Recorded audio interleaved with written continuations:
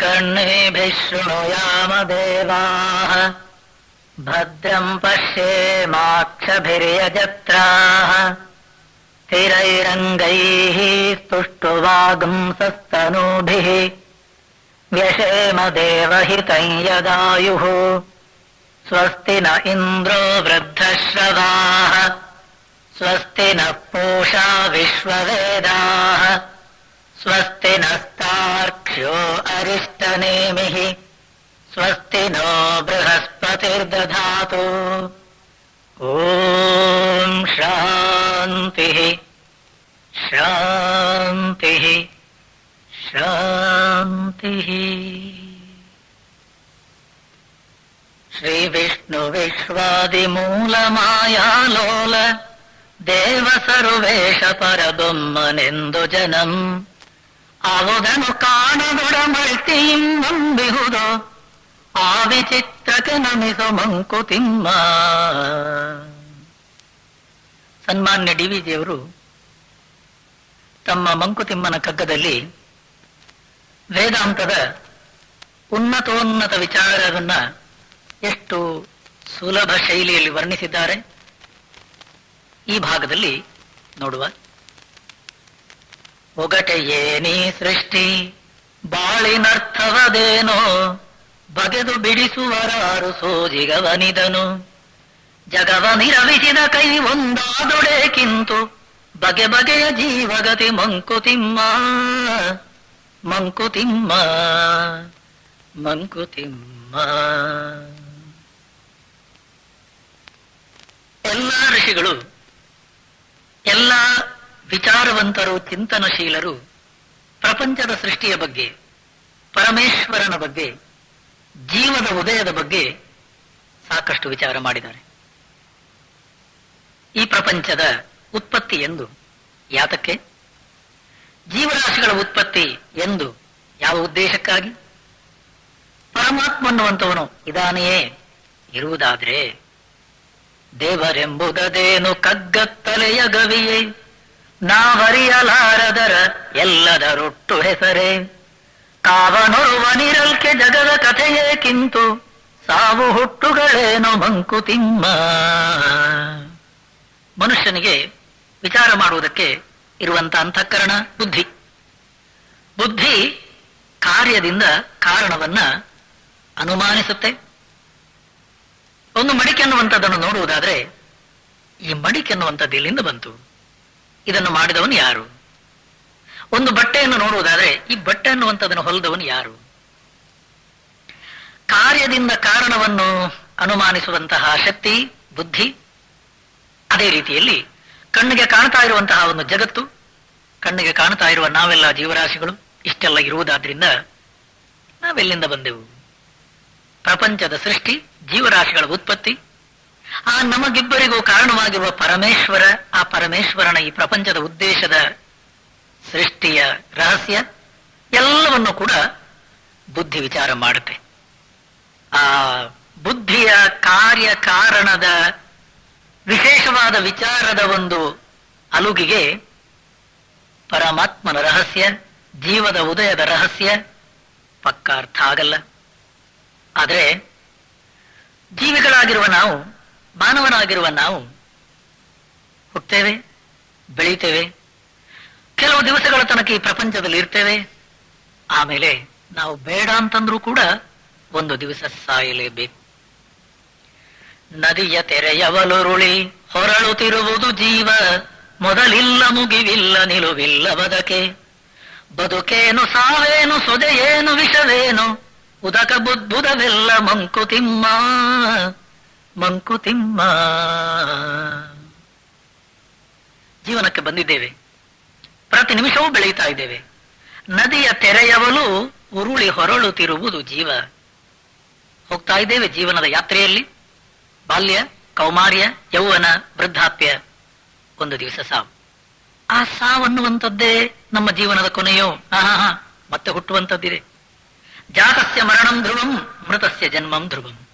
ಸ್ವಾಮಿ, ಬದುಕೇನು ಸಾವೇನು? ಇದಕ್ಕೆ ಉತ್ತರ ಕೊಡುವವನು ಯಾರು? ನಮ್ಮ ಬುದ್ಧಿ ಅನ್ನುವಂತಹದ್ದು ಹೊರಗಿನ ಪ್ರಪಂಚದಲ್ಲಿ ಕಾಣ್ತಾ ಇರುವ ಪ್ರಪಂಚವನ್ನು ನೋಡಿ ಕಾಣ್ತಾ ಇರುವ ಕಾರ್ಯ ಜಗತ್ತನ್ನು ನೋಡಿ ಕಾರಣವನ್ನು ಊಹಿಸಲಿಕ್ಕೆ ಪ್ರಯತ್ನ ಮಾಡುತ್ತೆ. ಆದ್ದರಿಂದ ಮಡಿಕೆಯನ್ನು ನೋಡಿ ಒಬ್ಬ ಕುಂಬಾರನಿರಬೇಕು, ಒಂದು ಮೇಜನ್ನು ನೋಡಿ ಒಬ್ಬ ಬಡಗಿಯವನಿರಬೇಕು, ಒಂದು ಬಟ್ಟೆಯನ್ನು ನೋಡಿ ನೇಯ್ಗೆಯವನು ಇರಬಹುದು ಅನ್ನುವಂತಹ ರೀತಿಯಲ್ಲಿ ಮನಸ್ಸು ಬುದ್ಧಿ ಊಹಿಸುತ್ತೆ. ಅದೇ ರೀತಿ ಕಾಣ್ತಾ ಇರುವ ಪ್ರಪಂಚಕ್ಕೆ, ನಾವೆಲ್ಲರೂ ಇರುವಂತಹ ಜೀವರಾಶಿಗಳಿಗೆ ನಮಗೊಬ್ಬ ಕಾರಣ ಪರಮಾತ್ಮನಿರಬೇಕು. ಎಲ್ಲಿ, ಯಾವ ರೀತಿಯಲ್ಲಿ ಅರ್ಥ ಆಗಲ್ಲ. ಮಂದಾಕ್ಷಿ ನಮಗಿಹುದು ಬಲು ದೂರ ಸಾಗದದು, ಸಂದೆ ಮಸಕಿನೊಳಿಹುದು ಜೀವನದ ಪಥವು, ಒಂದು ಮೆಟಕದು ಕೈಗೆ ಏನೋ ಕಣ್ಕೆಣಕುವುದು, ಸಂಧಿಯವೇ ನಮ್ಮ ಗತಿ ಮಂಕುತಿಮ್ಮ. ನಮ್ಮ ಕಣ್ಣಿಗೆ, ಸ್ಥೂಲ ದೇಹದಲ್ಲಿರುವ ಕಣ್ಣಿಗೆ ಹೊರಗಿನ ಪ್ರಪಂಚದ ವಸ್ತುಗಳು, ಎಷ್ಟು ದೂರದ ವಸ್ತುಗಳು ನಮಗೆ ಕಾಣುತ್ತವೆ. ಬಲು ದೂರ ಸಾಗದದು ನಮ್ಮ ಅಕ್ಷಿ, ನಮ್ಮ ಚಕ್ಷುಸು ಎಷ್ಟು ದೂರದ ವಸ್ತುಗಳನ್ನು ನೋಡ್ತೇವೆ ನಾವು. ಅದೇ ರೀತಿ ನಮ್ಮ ಮನಸ್ಸು ಬುದ್ಧಿಗೆ ಕಾರ್ಯಕಾರಣದ ಚೌಕಟ್ಟಿನ ಒಳಗೆ ಕೆಲಸ ಮಾಡುವ ಶಕ್ಯತೆ. ಕಾರ್ಯಕಾರಣವನ್ನು ದಾಟಿರುವಂತದ್ದು ಪರಮೇಶ್ವರ ವಸ್ತು, ಪುರುಷ ತಂತ್ರಕ್ಕೆ ಮೀರಿರುವಂತದ್ದು ಪರಬ್ರಹ್ಮ ವಸ್ತು. ಅದು ಮನಸ್ಸು ಬುದ್ಧಿಗೆ ಎಟಕಲ್ಲ. ಆದ್ದರಿಂದ ಕುರುಡನಿನ ಚಂದ್ರರನು ಕಣ್ಣಿಂದ ಕಾಣುವನೆ, ಅರಿಯುವಂ ಸೋಂಕಿಂದೆ ಬಿಸಿಲು ತಣಿವುಗಳ, ನರನು ಮಂತೆಯ ಮನಸ್ಸಿನ ಅನುಭವದಿ ಕಾಣುವನು, ಪರಸತ್ವ ಮಹಿಮೆಯನು ಮಂಕುತಿಮ್ಮ.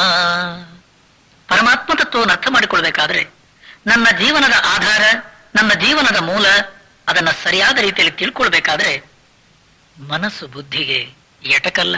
ಶಾಸ್ತ್ರಮೇವ ಶರಣಂ ತಸ್ಮಾತ್ ಶಾಸ್ತ್ರಂ ಪ್ರಮಾಣಂತೆ. 17ನೇ ಅಧ್ಯಾಯದಲ್ಲಿ ಪರಮಾತ್ಮ ಕೂಡ ಅಪ್ಪಣೆ ಕೊಡಿಸಿದ್ದಾನೆ. ಪುರುಷ ತಂತ್ರಕ್ಕೆ ಮೀರಿರುವ, ಬುದ್ಧಿಯ ಚೌಕಟ್ಟನ್ನು ಮೀರಿರುವ, ಕಾಲತ್ರಯಗಳನ್ನು ಮೀರಿರುವ ಆ ಪರಮಾತ್ಮ ವಸ್ತುವನ್ನು ತಿಳಿಯಬೇಕಾದ್ರೆ ಗುರುವನ್ನು ಆಶ್ರಯಿಸಬೇಕು, ಶಾಸ್ತ್ರವನ್ನು ಶರಣು ಹೋಗಬೇಕು. ಎಂಥ ದೃಷ್ಟಾಂತ ಕೊಟ್ಟಿದ್ದಾರೆ ನೋಡಿ. ಕುರುಡನು ಇನ ಚಂದ್ರರನ್ನು ಕಣ್ಣಿಂದ ಕಾಣುವನೇ. ಕಣ್ಣು ಕಾಣದೇ ಇರುವವನಿಗೆ, ಅಪ್ಪ ನೋಡು ಸೂರ್ಯ ಉದಯಿಸ್ತಾ ಇದ್ದಾನೆ ಅಂತ ನಾವು ಹೇಳಿದ್ರೆ ಅವನೇನ್ ನೋಡ್ತಾನೆ? ಅರೆ, ಚಂದ್ರನ ಉದಯ, ಚಂದ್ರೋದಯ, ಪೂರ್ಣಿಮೆಯ ಆ ಅತ್ಯಂತ ಸೊಗಸಾದ ಚಂದ್ರೋದಯ ಕುರುಡನಿಗೆ ಏನ್ ಅರ್ಥ ಆಗುತ್ತೆ? ಅವನ ಕಣ್ಣಿಗೆ ಕಾಣಲ್ಲ. ಆದ್ರೆ ಆ ಸೂರ್ಯನ ಬಿಸಿಲು ಅವನ ಮೈ ಮೇಲೆ ಬಿದ್ದಾಗ, ಆ ಚಂದ್ರನ ತಂಪಾದ ಕಿರಣಗಳನ್ನು ಮೈ ಸೋಂಕಿದಾಗ ಅವನಂತಾನೆ, ಓಹೋ ಇದು ಸೂರ್ಯ, ಇದು ಚಂದ್ರ. ಅದೇ ರೀತಿ ನಮ್ಮ ಕಣ್ಣುಗಳಿಗೆ, ನಮ್ಮ ಇಂದ್ರಿಯಗಳಿಗೆ, ನಮ್ಮ ಮನಸ್ಸಿಗೆ, ನಮ್ಮ ಬುದ್ಧಿಗೆ ಆತ್ಮತತ್ವ ಎಟಕಲ್ಲ. ಆದರೆ ನಾವು ಮನೋಬುದ್ಧಿಗಳನ್ನು ದಾಟಿ ನಮ್ಮ ನಿಜ ಸ್ವರೂಪದಲ್ಲಿ ನಿಂತಾಗ ಜೀವನದ ಕೆಲವು ಕ್ಷಣಗಳಲ್ಲಿ ಆತ್ಮಾನುಭವ ನಮಗೆ ಆಗುವುದುಂಟು. ಅದು ಸತ್ಯ. ಪರಮಾತ್ಮ ತತ್ವವನ್ನು ಅನುಭವದಲ್ಲಿ ತಿಳಿಯಬೇಕು ವಿನಃ ಬುದ್ಧಿಯ ಕಾರ್ಯ ಕಾರಣದ ವಾದದ ಮೂಲಕ ಅಲ್ಲ. ನೋಡಿ, ಪರಮಾತ್ಮ ತತ್ವವನ್ನು ತಿಳಿಯಬೇಕು, ಆ ಬುದ್ಧಿ ಶರಣಾಗಬೇಕು. ಎಷ್ಟು ಸುಂದರವಾದ ದೃಷ್ಟಾಂತ ನೋಡಿ. ಚಿತ್ತದನುಭವ ಭಾವ ಸಂಭಾವನೆಗಳೆಲ್ಲ ಬತ್ತವದನು ವಿಚಾರ ಯುಕ್ತಿಗಳು ಕುಟ್ಟೆ, ತತ್ವ ತಂಡುಲ ದೊರೆಗುಮುದು ವಿವೇಚಿತ ತತ್ವ, ನಿತ್ಯ ಭೋಜನ ನಮಗೆ ಮಂಕುತಿಮ್ಮ.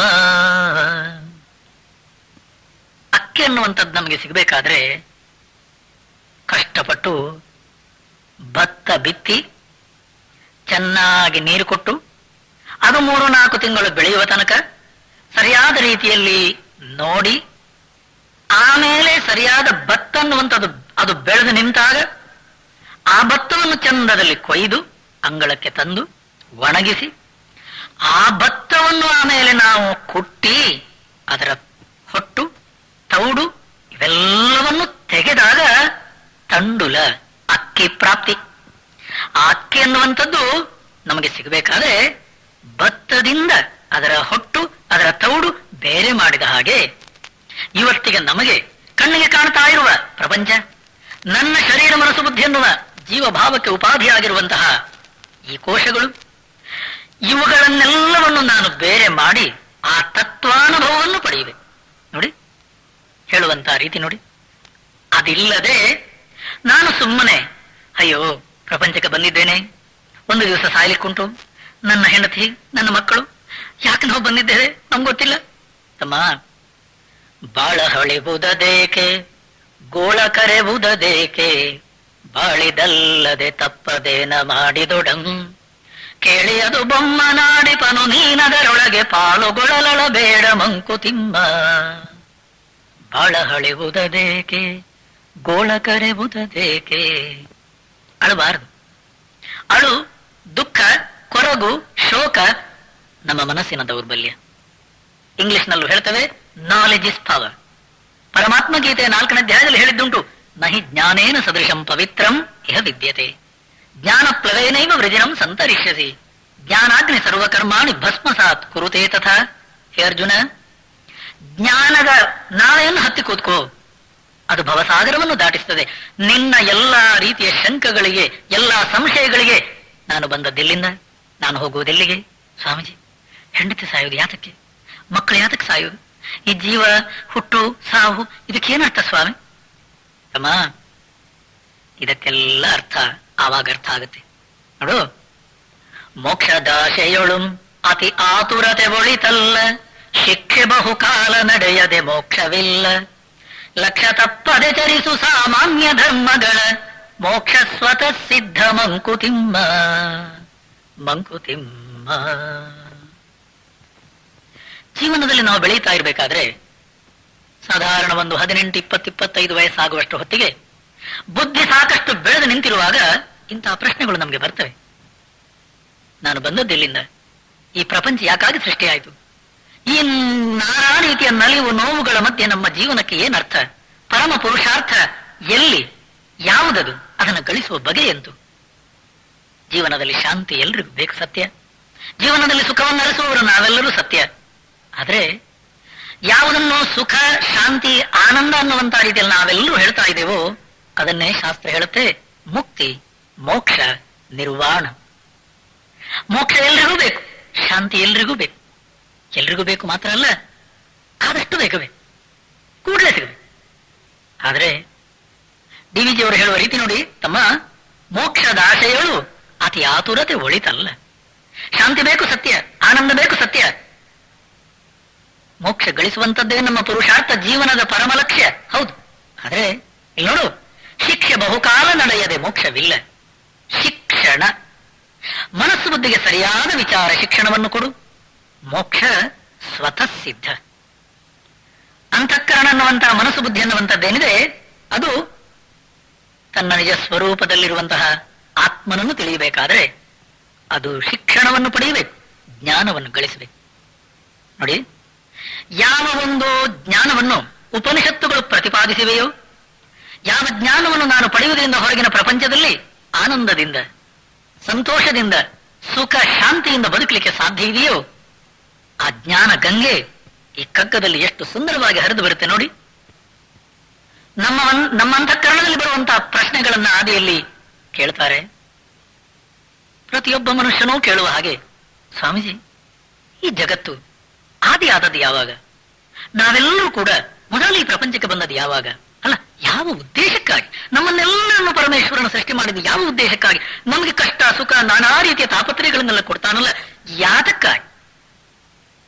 ನಮ್ಮ ಜೀವನದ ಕೊನೆಯೆಂದು ಆದಿ ದಿವಸವದಾವುದೆಂದೆಂದು ಮಿಹ ಜಗಕ್ಕೆ, ಬೋಧನೆಯ ಸುಲಭತೆಗೆ ಸೃಷ್ಟಿಲಯ ಕಥನ, ಪಾದಶಿರಗಳ ಕೂರ್ಮ ಚಾಚಿಕೊಂಡಿರೆ ಸೃಷ್ಟಿ, ಸೇದಿಕೊಂಡಿರೆ ಲಯವ ಮಂಕುತಿಮ್ಮ. ಆವುದಿರುವಿಕೆ ಗಾದಿ ಎಂದು ಸೃಷ್ಟಿಯ ಮೊದಲು, ಆವುದಬ್ಧಿಯ ತೆರೆಗಳಲ್ಲಿ ಮೊಟ್ಟ ಮೊದಲು, ಆವುದೆಲರಿನ ನಿಲ್ಲದಲೆ ತಕ್ಕೆ ಪಡು ಸೀಮೆ, ಈ ವಿಶ್ವಕಥೆಯಂತೂ ಮಂಕುತಿಮ್ಮ. ಮಂಕುತಿಮ್ಮ, ಮಂಕುತಿಮ್ಮ. ಎಂಥ ದೃಷ್ಟಾಂತ ನೋಡಿ. ಪ್ರಶ್ನೆ ಕೇಳ್ತೇವೆ ಸತ್ಯ ನಾವು, ಯಾಕಂದ್ರೆ ನಮ್ಗೆ ಬುದ್ಧಿ ಇದೆ. ಬುದ್ಧಿ ಇರುವುದರಿಂದ ಬುದ್ಧಿಯ ಕೆಲಸ, ಅಂತಃಕರಣದ ಕೆಲಸ, ಕಾರ್ಯವನ್ನು ನೋಡಿ ಕಾರಣವನ್ನು ಹುಡುಕೋದು ತಪ್ಪಲ್ಲ. ಆವುದಿರುವಿಕೆ ಗಾದಿ ಎಂದು ಸೃಷ್ಟಿಯ ಮೊದಲು. ನೋಡಿ, ನಾವು ಒಂದು ವೇಳೆ ಸಮುದ್ರದ ತೀರಕ್ಕೆ ಹೋಗುವುದಾದ್ರೆ ಕಣ್ಣು ಮುಂದೆ ವಿಶಾಲವಾದ ಸಾಗರ, ಆರ್ಭಟಿಸುವ ತೆರೆಗಳ ಮೂಲಕ ನಮ್ಮ ಮುಂದೆ ನಿಂತಾಗ ಯಾರಾದ್ರೂ ಕೇಳಿದ್ರೆ, ಸ್ವಾಮೀಜಿ, ಎದುರಿಗೆ ಏನು ಸಮುದ್ರ ಕಾಣ್ತಾ ಇದೆ? ಹೌದು, ಇದರಲ್ಲಿ ಮೊಟ್ಟ ಮೊದಲನೆಯ ತೆರೆ ಯಾವಾಗ ಹುಟ್ಟಿತು? ಏನು ಉತ್ತರ ಕೊಡುವುದು ಹೇಳಿ? ಸಮುದ್ರವೇ ಅಲೆಗಳು, ಅಲೆಗಳೇ ಸಮುದ್ರ, ಅದರಲ್ಲಿ ಮೊದಲನೇ ಅಲೆ ಇಂಥ ದಿವಸ ಹುಟ್ಟಿತು ಹೇಳಲಿಕ್ಕೆ ಸಾಧ್ಯ ಇಲ್ಲ. ಇಂಥ ಪ್ರಶ್ನೆ ನಮ್ದು. ಏನ್ ಹೇಳಿ, ನಾನು ಮೊದಲನೇದಾಗಿ ಈ ಪ್ರಪಂಚಕ್ಕೆ ಬಂದದ್ದು ಯಾವಾಗ, ಈ ಪ್ರಪಂಚ ಹುಟ್ಟಿದ್ದು ಯಾವಾಗ? ಅಲ್ಲ, ಪ್ರಪಂಚ ಹುಟ್ಟಿದ್ದು ಯಾವಾಗ, ನಾನು ಮೊದಲು ಬಂದದ್ದು ಯಾವಾಗ ಅಂತ ನಾವು ಕೇಳ್ತೇವೆ. ಅದರ ಅರ್ಥ ಒಂದು ದಿವಸ ನಾವಿರ್ಲಿಲ್ಲ, ಅಥವಾ ಒಂದು ದಿವಸ ನಾವು ಪ್ರಪಂಚ ಅನ್ನುವಂಥದ್ದು ಇರ್ಲಿಲ್ಲ. ಆಮೇಲೆ ಒಂದು ದಿವಸ ಪ್ರಪಂಚವನ್ನು ಪರಮಾತ್ಮ ಸೃಷ್ಟಿಸಿದ. ಇಲ್ಲ ಇಲ್ಲ ಇಲ್ಲ ತಮ್ಮ, ಸೃಷ್ಟಿ ಕತೆ, ಕಟ್ಟು ಕತೆ, ವಿಲಯ ಕತೆ, ಬರಿಯ ಕತೆ, ಹುಟ್ಟು ಸಾವುಗಳೊಂದೆ ಪುರುಳು ನೆರಡು ದಶೆ, ನಿತ್ಯ ಪರಿವರ್ತನೆಯೇ ಚೈತನ್ಯ ನರ್ತನೆಯೇ, ಸತ್ಯ ಜಗದಲ್ಲಿ ಕಾಣು ಮಂಕುತಿಮ್ಮ ಮಂಕುತಿಮ್ಮ ಮಂಕುತಿಮ್ಮ. ಅಲ್ಲ, ಪ್ರಶ್ನೆ ಕೇಳ್ತೇವೆ ಸತ್ಯ. ಎಲ್ಲಿ ಪ್ರಶ್ನೆಗಳು ಉದ್ಭವಿಸ್ತವೋ ಅಲ್ಲೇ ಉತ್ತರ ಇದೆ. ಉತ್ತರ ಇರುವುದರಿಂದಲೇ ಪ್ರಶ್ನೆಗಳು ಹೇಳುವುದು. ನೀವು ವಿಚಾರ ಮಾಡಬೇಕು. ವಿಚಾರ ಮಾಡಿದಾಗ ಮಾತ್ರ ತತ್ವ ತಂಡುಲ ದೊರೆಗುವುದು. ಹೊರಗಿನ ಪ್ರಪಂಚ ಅನ್ನುವಂಥದ್ದನ್ನು ನಾವು ತಿಳಿದಿರುವುದು ಅದು ಆದಿಯಾಗಿದೆ, ಅದು ಸೃಷ್ಟಿಯಾಗಿದೆ, ಅದು ಒಂದು ದಿವಸ ಇರಲಿಲ್ಲ. ಆಮೇಲೆ ಪರಮೇಶ್ವರ ಅನ್ನುವಂಥವನದನ್ನ ಸೃಷ್ಟಿ ಮಾಡಿದ. ತಮ್ಮ, ಉಪನಿಷತ್ತುಗಳು ಹೇಳ್ತವೆ ಇಲ್ಲ ಅಂತಲ್ಲ. ಬಹುಸ್ಯಾಂ ಪ್ರಜಾ ಯೇಯೇತಿ ಸತಪೋತಪ್ಯತ ಸತಪಸ್ತಪ್ತ್ವ ಇದಗಂ ಸರ್ವಮಸೃಜತ ಅಲ್ವಾ? ತಸ್ಮಾದ್ವಾ ಏತಸ್ಮಾತ್ ಆತ್ಮನ ಆಕಾಶಃ ಸಂಭೂತಃ, ಆಕಾಶಾದ್ವಾಯುಃ ವಾಯೋರಗ್ನಿಃ ಅಗ್ನೇರಾಪಃ ಅಭ್ಯಃ ಪೃಥಿವೀ ಪೃಥಿವ್ಯಾಂ ಓಷಧಯಃ ಓಷಧೀಭ್ಯೋನ್ನಂ ಅನ್ನಾತ್ ಪುರುಷಃ. ತೈತ್ರಿಯ ಉಪನಿಷತ್ತಲ್ಲಿ ಹೇಳಿದ್ದುಂಟು, ಇಲ್ಲ ಅಂತಲ್ಲ. ಮುಂಡಕ ಶ್ರುತಿ ಕೂಡ ಹೇಳ್ತದೆ, ಯಥೋರ್ಣನಾಭಿಸೃಜತೆ ಗೃಹ್ಣತೆ ಚ. ಒಂದು ಜೇಡರ ಹುಳನ್ನುವಂತಹದ್ದು ಯಾವ ರೀತಿಯಲ್ಲಿ ತನ್ನ ಬಲೆಯನ್ನು ಕಟ್ಟಿಕೊಳ್ಳುತ್ತೋ ಆ ರೀತಿಯಲ್ಲಿ ಪರಮೇಶ್ವರ ಅನ್ನುವಂಥವನು ಈ ಪ್ರಪಂಚವನ್ನು ಸೃಷ್ಟಿ ಮಾಡಿದಂತೆ ಅಲ್ಲ ಹೇಳುವುದುಂಟು. ಅಲ್ಲ, ಆ ರೀತಿ ಯಾಕೆ ಹೇಳಿದ್ದಂದ್ರೆ ಪ್ರಪಂಚದ ಸೃಷ್ಟಿ ಆಗಿದೆ ಅನ್ನುವಂಥದ್ದನ್ನು ಉಪನಿಷತ್ತು ಒಪ್ಪಿದೆ ಅಲ್ಲ. ಪ್ರಪಂಚದ ಸೃಷ್ಟಿಯನ್ನು ವಿವರಿಸುವುದಕ್ಕಾಗಿ ಉಪನಿಷತ್ತು ಹೊರಟಿದೆ ಅಲ್ಲ. ಶಿಷ್ಯ ಅನ್ನುವಂಥವನು ಗುರುಗಳ ಹತ್ರ ಬಂದಾಗ ಇಂಥ ಪ್ರಶ್ನೆಗಳಂತಾನೆ ತರೋದು. ಸ್ವಾಮೀಜಿ, ನಾನು ಮೊದಲು ಹುಟ್ಟಿದ್ದು ಯಾವಾಗ? ನಾನು ಈ ತರ ಕಷ್ಟಗಳನ್ನು ಅನುಭವಿಸುವುದು ಯಾತಕ್ಕೆ? ನನ್ನ ಹೆಂಡತಿ ಮಕ್ಕಳು ಸಾಯಿಸು ಯಾತಕ್ಕೆ? ನಮ್ಮ ಜೀವನದ ಮುಖ್ಯ ಗುರಿ ಅನ್ನುವಂಥದ್ದೇನು? ಜಗತ್ತನ್ನು ಈ ತರ ಅವನು ಪರಮಾತ್ಮ ಸೃಷ್ಟಿ ಮಾಡಿದ್ದು ಯಾಕೆ ಸ್ವಾಮಿ? ಹೌದಲ್ಲ? ಈ ತರ ಎಲ್ಲವನು ಪ್ರಶ್ನೆಗಳು ತರುವಾಗ ಆ ಹುಡುಗನ್ನುವಂಥವನು ಪ್ರಪಂಚವನ್ನು ಒಪ್ಪಿದ್ದಾನೆ, ತನ್ನ ಅಸ್ತಿತ್ವವನ್ನು ಒಪ್ಪಿದ್ದಾನೆ. ಆದ್ರಿಂದ ಜೀವ ಜಗತ್ತು ಎರಡನ್ನು ಒಪ್ಪಿರುವುದರಿಂದ ಆ ಒಪ್ಪಿರುವಂತಹ ಜೀವ ಹಾಗೂ ಜಗತ್ತಿಗೆ ತಾತ್ಕಾಲಿಕವಾಗಿ ಉಪಕ್ರಮ ಉಪಸಂಹಾರ ಅನ್ನುವಂತಹ ಉಪದೇಶದ ಕ್ರಮದಲ್ಲಿ ಆರಂಭದಲ್ಲಿ ಆ ರೀತಿ ಹೇಳಿದ್ದುಂಟು, ಇಲ್ಲ ಅಂತಲ್ಲ. ಆದ್ರೆ ನೋಡಿ ಎಷ್ಟು ಸುಂದರವಾಗಿ ಹೇಳುವ ರೀತಿ ನೋಡಿ. ಸೃಷ್ಟಿ ಕತೆ, ಕಟ್ಟು ಕತೆ, ವಿಲಯ ಕತೆ, ಬರಿಯ ಕತೆ, ಅದು ಕತೆ ಸ್ವಾಮಿ. ಯಾತಕ್ಕೆ? ಆ ಹುಡುಗನ್ನುವಂತವನು ಆ ರೀತಿ ಕೇಳುವಾಗ ಹಾಗೆ ಹೇಳ್ಬೇಕಾಯ್ತು. ನೋಡಿ, ಇನ್ನೊಂದು ದೃಷ್ಟಾಂತ ಇದೆ, ಎಷ್ಟು ಸುಂದರ ದೃಷ್ಟಾಂತ ನೋಡಿ. ಹುರಿಯುರುಳೆ ಹಾವಲ್ಲ ಆದೊಡನ್ನಬ್ಬಿನಲ್ಲಿ ಹರಿದಾಡಿದಂತಾಗೆ ನೊಳ್ಪವಂಬೆದರಿ, ಸುರಿಸುವ ಬೆವರು ದಿಟ ಜಗವು ಮಂತುಟೆ ದಿಟವು ಜರೆಯದಿರು ತೋರ್ಕೆಗಳ ಮಂಕುತಿಮ್ಮ. ವೇದಾಂತದಲ್ಲಿ ಈ ದೃಷ್ಟಾಂತವನ್ನು ಮೇಲಿನ ಮೇಲೆ ಹೇಳ್ತೇವೆ. ಎಲ್ಲಾ ಉಪನ್ಯಾಸಕರು, ಎಲ್ಲಾ ಮಹಾತ್ಮರುಗಳು, ಎಲ್ಲಾ ಪಂಡಿತರು ಹಗ್ಗ ಹಾವು ಈ ದೃಷ್ಟಾಂತವನ್ನು ಹೇಳದೆ ತಮ್ಮ ಪ್ರವಚನವನ್ನು ಮುಗಿಸುವ ಕ್ರಮ ಇಲ್ಲ. ಯಾತಕ್ಕಂದ್ರೆ ನೋಡಿ, ಇರುವುದು ಒಂದು ವಸ್ತು, ಅತಸ್ಮಿನ್ ತದ್ಬುದ್ಧಿ ಅಧ್ಯಾಸ. ಇರುವಂತಹ ಒಂದು ವಸ್ತು ಅದು ಸ್ಪಷ್ಟವಾಗಿ ನಮಗೆ ಕಾಣದೆ ಅದು ಇನ್ನೊಂದು ರೀತಿಯಲ್ಲಿ ಏನೋ ಕಾಣ್ತದೆ. ಇದಕ್ಕನ್ನೋದು ನಾವು ಅಧ್ಯಾಸ, ಅಧ್ಯಾರೋಪ. ಇದು ಸ್ವಾಮಿ ನಮ್ಮ ಗ್ರಹಚಾರ. ಇರುವ ನಿಜವಾದ ತತ್ವ ನಾನು ಆತ್ಮವಸ್ತು, ಪರಮಾತ್ಮ ವಸ್ತು. ಆ ನಾನು ಅಂತ ನಾನು ಏನು ಹೇಳುವಂಥದ್ದಿದೆ ಅದು ನಿಜವಾದ ಆತ್ಮವಸ್ತು, ನನಗೆ ಗೊತ್ತಿಲ್ಲ. ಇವಾಗ ನಾನು ನನ್ನನ್ನು ತಿಳಿದಿರುವ ರೀತಿ ಜೀವ ನಾನು, ಹುಡುಗ ನಾನು, ಹೆಂಡತಿ ನಾನು, ಗಂಡ ನಾನು, ತಂದೆ ನಾನು, ತಾಯಿ ನಾನು. ಆಮೇಲೆ ನನಗೆ ಕಾಣ್ತಾ ಇರುವಂತಹ ಪ್ರಪಂಚ ನನ್ನದು, ಅಹಂ ಮಮ. ಸ್ವಾಮಿ, ಇದಕ್ಕನ್ನೋದು ಹಗ್ಗ ಹಾವು. ಮಬ್ಬಿನಲ್ಲಿ, ಸಂಜೆಯಲ್ಲಿ, ಮುಸ್ಸಂಜೆಯ ಕಾಲದಲ್ಲಿ ದಿನ ನಡೀತಾ ಇರುವಂತಹ ದಾರಿಯಲ್ಲೇ ಮನೆಗೆ ಹೋಗ್ತಾ ಇದ್ದಂತಹ ವ್ಯಕ್ತಿ ಮುಸ್ಸಂಜೆಯ ಕಾಲ ನೆನಪಿರ್ಲಿ, ಸರಿಯಾಗಿ ಬೆಳಕಿಲ್ಲ. ಹಾರ್ತಾನೆ. ಅವನಿಗೆ ಕಂಡಿದ್ದು ಹಾವು.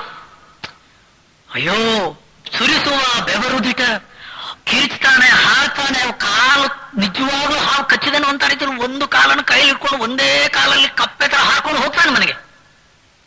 ದಾರಿಯಲ್ಲಿ ಕೇಳ್ತಾರೆ, ಏನಾಯ್ತಪ್ಪ, ಯಾಕೆ ಹಾರ್ಕೊಂಡ್ ಬರ್ತೀಯ? ಹೌದು ಸ್ವಾಮಿ. ಎಲ್ಲಿ ಎಲ್ಲಿ? ಅಲ್ಲಿ ಸ್ವಾಮಿ. ಸರಿ, ಜನ ಬರ್ತಾರೆ. ಬರುವವರಲ್ಲಿ ಒಬ್ಬ ಯಾವನೋ ಟಾರ್ಚ್ ಲೈಟ್ ತರ್ತಾನೆ. ಎಲ್ಲಿ ಕಚ್ಚ? ಇಲ್ಲೇ ಸ್ವಾಮಿ. ಹಗ್ಗ ಇದೆ. ಅವ ಹಾವು ಕಚ್ಚಿದ್ದೆಲ್ಲಿ ಅನ್ನುವಂತ ರೀತಿಯಲ್ಲಿ ಜಾಗವನ್ನು ತೋರಿಸಿದ್ರೆ ಅಲ್ಲೊಂದು ಹಗ್ಗ ಇದೆ. ಈಗ ಇದ್ದದ್ದು ನಿಜವಾಗಲೂ ಹಗ್ಗವೇ. ಅವನು ಆ ದಾರಿಯಲ್ಲಿ ಬರುವ ಮೊದಲು ಇದ್ದದ್ದು ಹಗ್ಗವೇ. ಅವನು ಆ ಹಗ್ಗದ ಮೇಲೆ ಕಾಲಿಟ್ಟಾಗ ಅವನು ಹಾವು ಅಂತ ಕಿರಿಚುವಾಗಲೂ ಹಗ್ಗವೇ. ಅವನು ಓಡುವಾಗಲೂ, ಬೆವತಾಗಲು, ಗೋಳಾಟ ಮಾಡುವಾಗಲೂ ಹಗ್ಗವೇ. ಇವಾಗ ಬೆಳಕು ಚೆಲ್ಲಿದಾಗ ಅದು ಹಗ್ಗವೇ. ಅದೇನು ಹಾವು ಆಗಿರ್ಲಿಲ್ಲ. ಆದ್ರೆ ನೋಡಿ, ಹೇಳುವ ರೀತಿ ನೋಡಿ, ಉರಿಯುರುಳೆ ಹಾವಲ್ಲ. ಆ ಹಗ್ಗ ಅನ್ನುವಂಥದ್ದು ಖಂಡಿತ ಹಾವಲ್ಲ. ಆದೊಡಮ್ಮಬ್ಬಿನಲಿ ಅವನಿಗೆ ಸರಿಯಾಗಿ ಕಾಣಲಿಲ್ಲ. ಆ ಅಂಧಕಾರದಿಂದಾಗಿ, ಆ ಕತ್ತಲೆಯಿಂದಾಗಿ ಅದನ್ನು ಹಾವು ಅಂತ ತಿಳ್ಕೊಂಡು ಬಿಟ್ಬಿಡ. ಇವಾಗ ಹಗ್ಗ ಎಷ್ಟು ಉದ್ದ ಇತ್ತೋ ಅಷ್ಟೇ ಉದ್ದ ಹಾವು ಅಂತ ಅವನು ಗ್ರಹಿಸಿದ್ದು. ಹಗ್ಗದ ಮೇಲೆ ಕಾಲಿಟ್ಟೆ ಹಾವು ಅಂತ ಕಿರಿಚಿದ್ದು. ಈಗ ಕಿರಿಚಿದ್ದು ಸತ್ಯ, ಅವನು ಬೆವತದ್ದು ಸತ್ಯ, ಅವನು ಗೋಳಾಡಿದ್ದು ಸತ್ಯ, ಬಾಕಿಯವರು ಕಣ್ಣಾಲದ್ದು ಸತ್ಯ. ಈಗ ಸತ್ಯ ಅನ್ನುವ ಶಬ್ದಕ್ಕೆ ಅರ್ಥ ಇದೆಯಾ? ನಿಜವಾದ ಸತ್ಯ ಯಾವುದು ಹೇಳಿ? ಹಗ್ಗಮೇವ ಸತ್ಯಂ. ಇದು ಜಗವು ಮಂತುಟದಿಟವು ಜರೆಯುದಿರು ತೋರ್ಕೆಗಳ. ಅಮ್ಮ, ಇವತ್ತಿಗೆ ನಿನಗೆ ಪ್ರಪಂಚ ಕಾಣ್ತಾ ಇದೆ. ಇವತ್ತಿಗೆ ನನ್ನ ಶರೀರ ಅನ್ನುವಂತ ರೀತಿಯಲ್ಲಿ ನಾನು ಅಂತ ಇದೆಯಾ? ಇದು ನನ್ನ ಹೆಂಡತಿ, ಇದು ನನ್ನ ಮಕ್ಕಳು, ಇದು ನನ್ನ ಗಂಡ, ಇದು ನನ್ನ ಬಂಧು ಬಳಗ, ಇದು ನನ್ನ ಸಂಸಾರ. ನಾನು ಯಾವಾಗ ಬಂದೆ? ಇದು ಯಾಕೆ ಈಗಾರ ಜಗತ್ತು? ಎಲ್ಲಿಗೆ ನಾನು ಹೋಗ್ತೇನೆ? ಏನೇನೋ ಪ್ರಶ್ನೆಗಳನ್ನು ಕೇಳ್ತಾ ಇದೆಯಾ ತಮ್ಮ?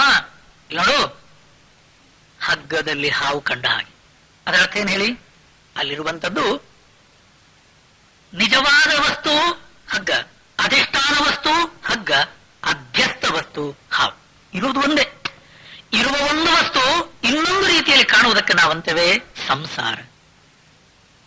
ಇನ್ನೊಂದು ದೃಷ್ಟಾಂತ ನೋಡಿ.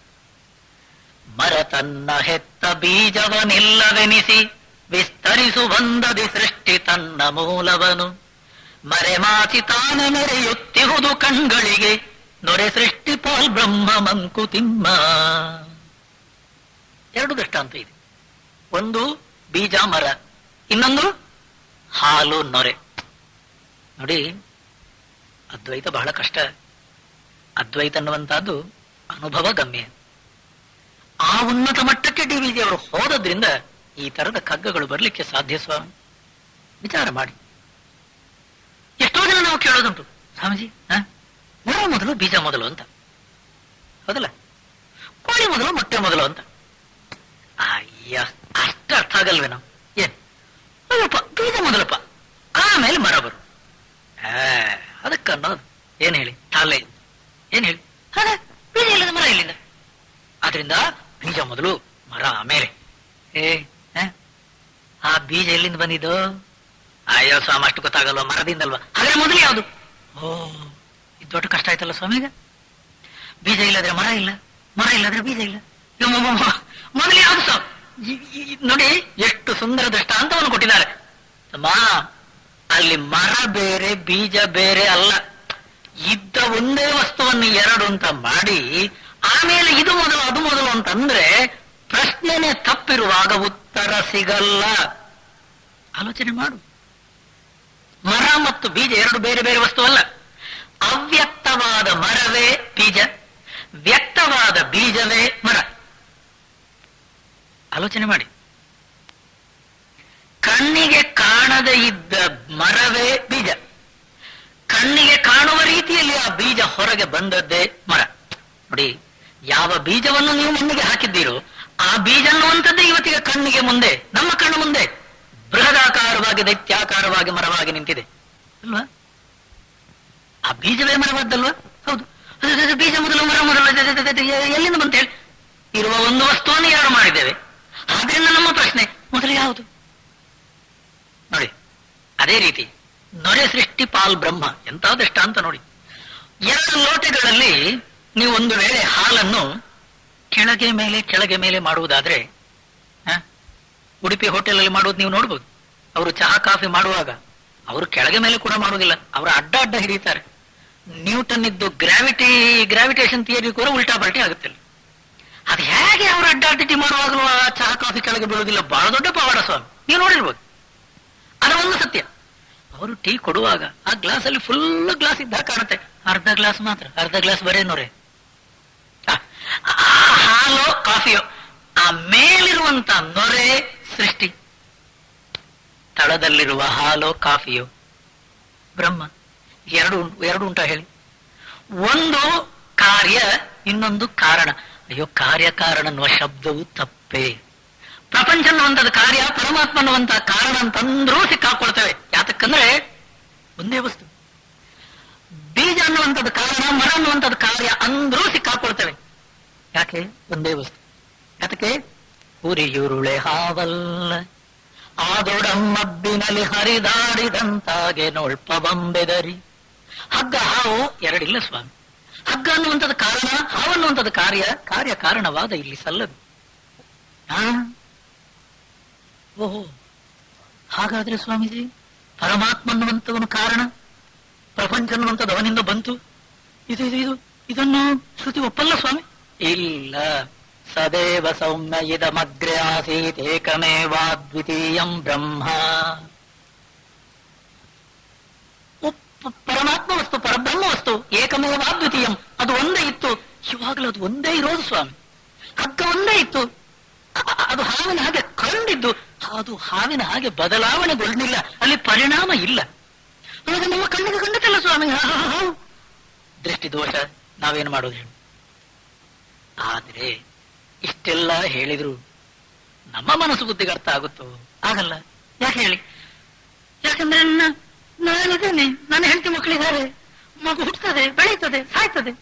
ಸ್ವಾಮಿ ಇಷ್ಟೆಲ್ಲ ಇರುವಾಗ ನೀವು ಪ್ರಪಂಚನೇ ಇಲ್ಲ, ಜೀವನ ಇಲ್ಲ ಅಂದ್ರೆ ಯಾವನ್ ಸಹ ಹೋಗ್ತಾನೆ?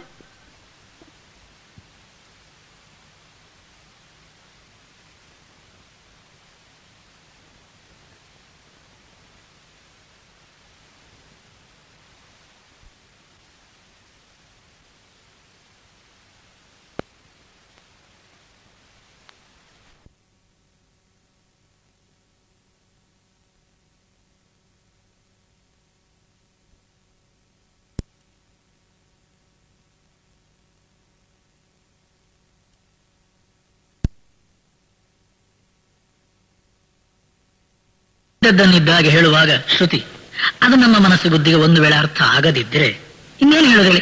ಏನು ಹೇಳೋದು? ಆ ಹುಡುಗನಿಗೆ ಅರ್ಥ ಆಗುವಾಗ ಒಂದು ಕಥೆ ಹೇಳ್ಬೇಕು. ಇವಾಗ ಇನ್ನೇನು ಹೇಳೋದು? ಯಾವ ಕಥೆ ಹೇಳ್ಬೇಕು? ಅಲ್ಲ ಸ್ವಾಮಿ, ಮೊದಲಿದ್ದದ್ದು ಹಗ್ಗ ಅಲ್ವೋ? ಹೌದು. ಅಲ್ಲದು ಹಾವಾದದ್ದು ಹೇಗೆ ಅಂತ. ಅಯ್ಯೋ, ಈಗ ಹಗ್ಗ ಹಾವಾಗಲೇ ಇಲ್ಲ, ಹಗ್ಗ ಹಗ್ಗವೇ ಇತ್ತು, ಹಗ್ಗ ಹಗ್ಗವೇ ಇದೆ. ಮಧ್ಯದಲ್ಲಿ ಏನಾಗಿದೆ, ಅದು ಏನಾಗಿದ್ರು ಆಗ ಹಾಗಲ್ಲ. ಆದೋ ಅಂತೇಚ ಎನ್ನಾಸ್ತಿ ವರ್ತಮಾನೇಪಿ ತತ್ತಥಾ ಅಂತನ್ನೋದು ಮಂಡುಕ್ಯ ಕಾರಿಕ ಗೌಡಪಾದರು.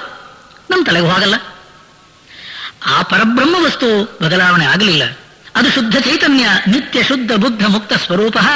ಅದು ಇವಾಗಲೂ ಸ್ವಾಮಿ ನಾನು ಅಂತ ನಾನು ಹೇಳುವಾಗ ಆತ್ಮತತ್ವ, ಪರಬ್ರಹ್ಮ ವಸ್ತು, ಶುದ್ಧ ವಸ್ತು, ನಿತ್ಯ ಮುಕ್ತ ವಸ್ತು. ಅಲ್ಲಿ ಬಂಧನ ಅನ್ನುವಂಥದ್ದು ಬರಲಿಲ್ಲ, ಆ ಜೀವಭಾವ ಅನ್ನುವಂಥದ್ದು ಇಲ್ಲವೇ ಇಲ್ಲ.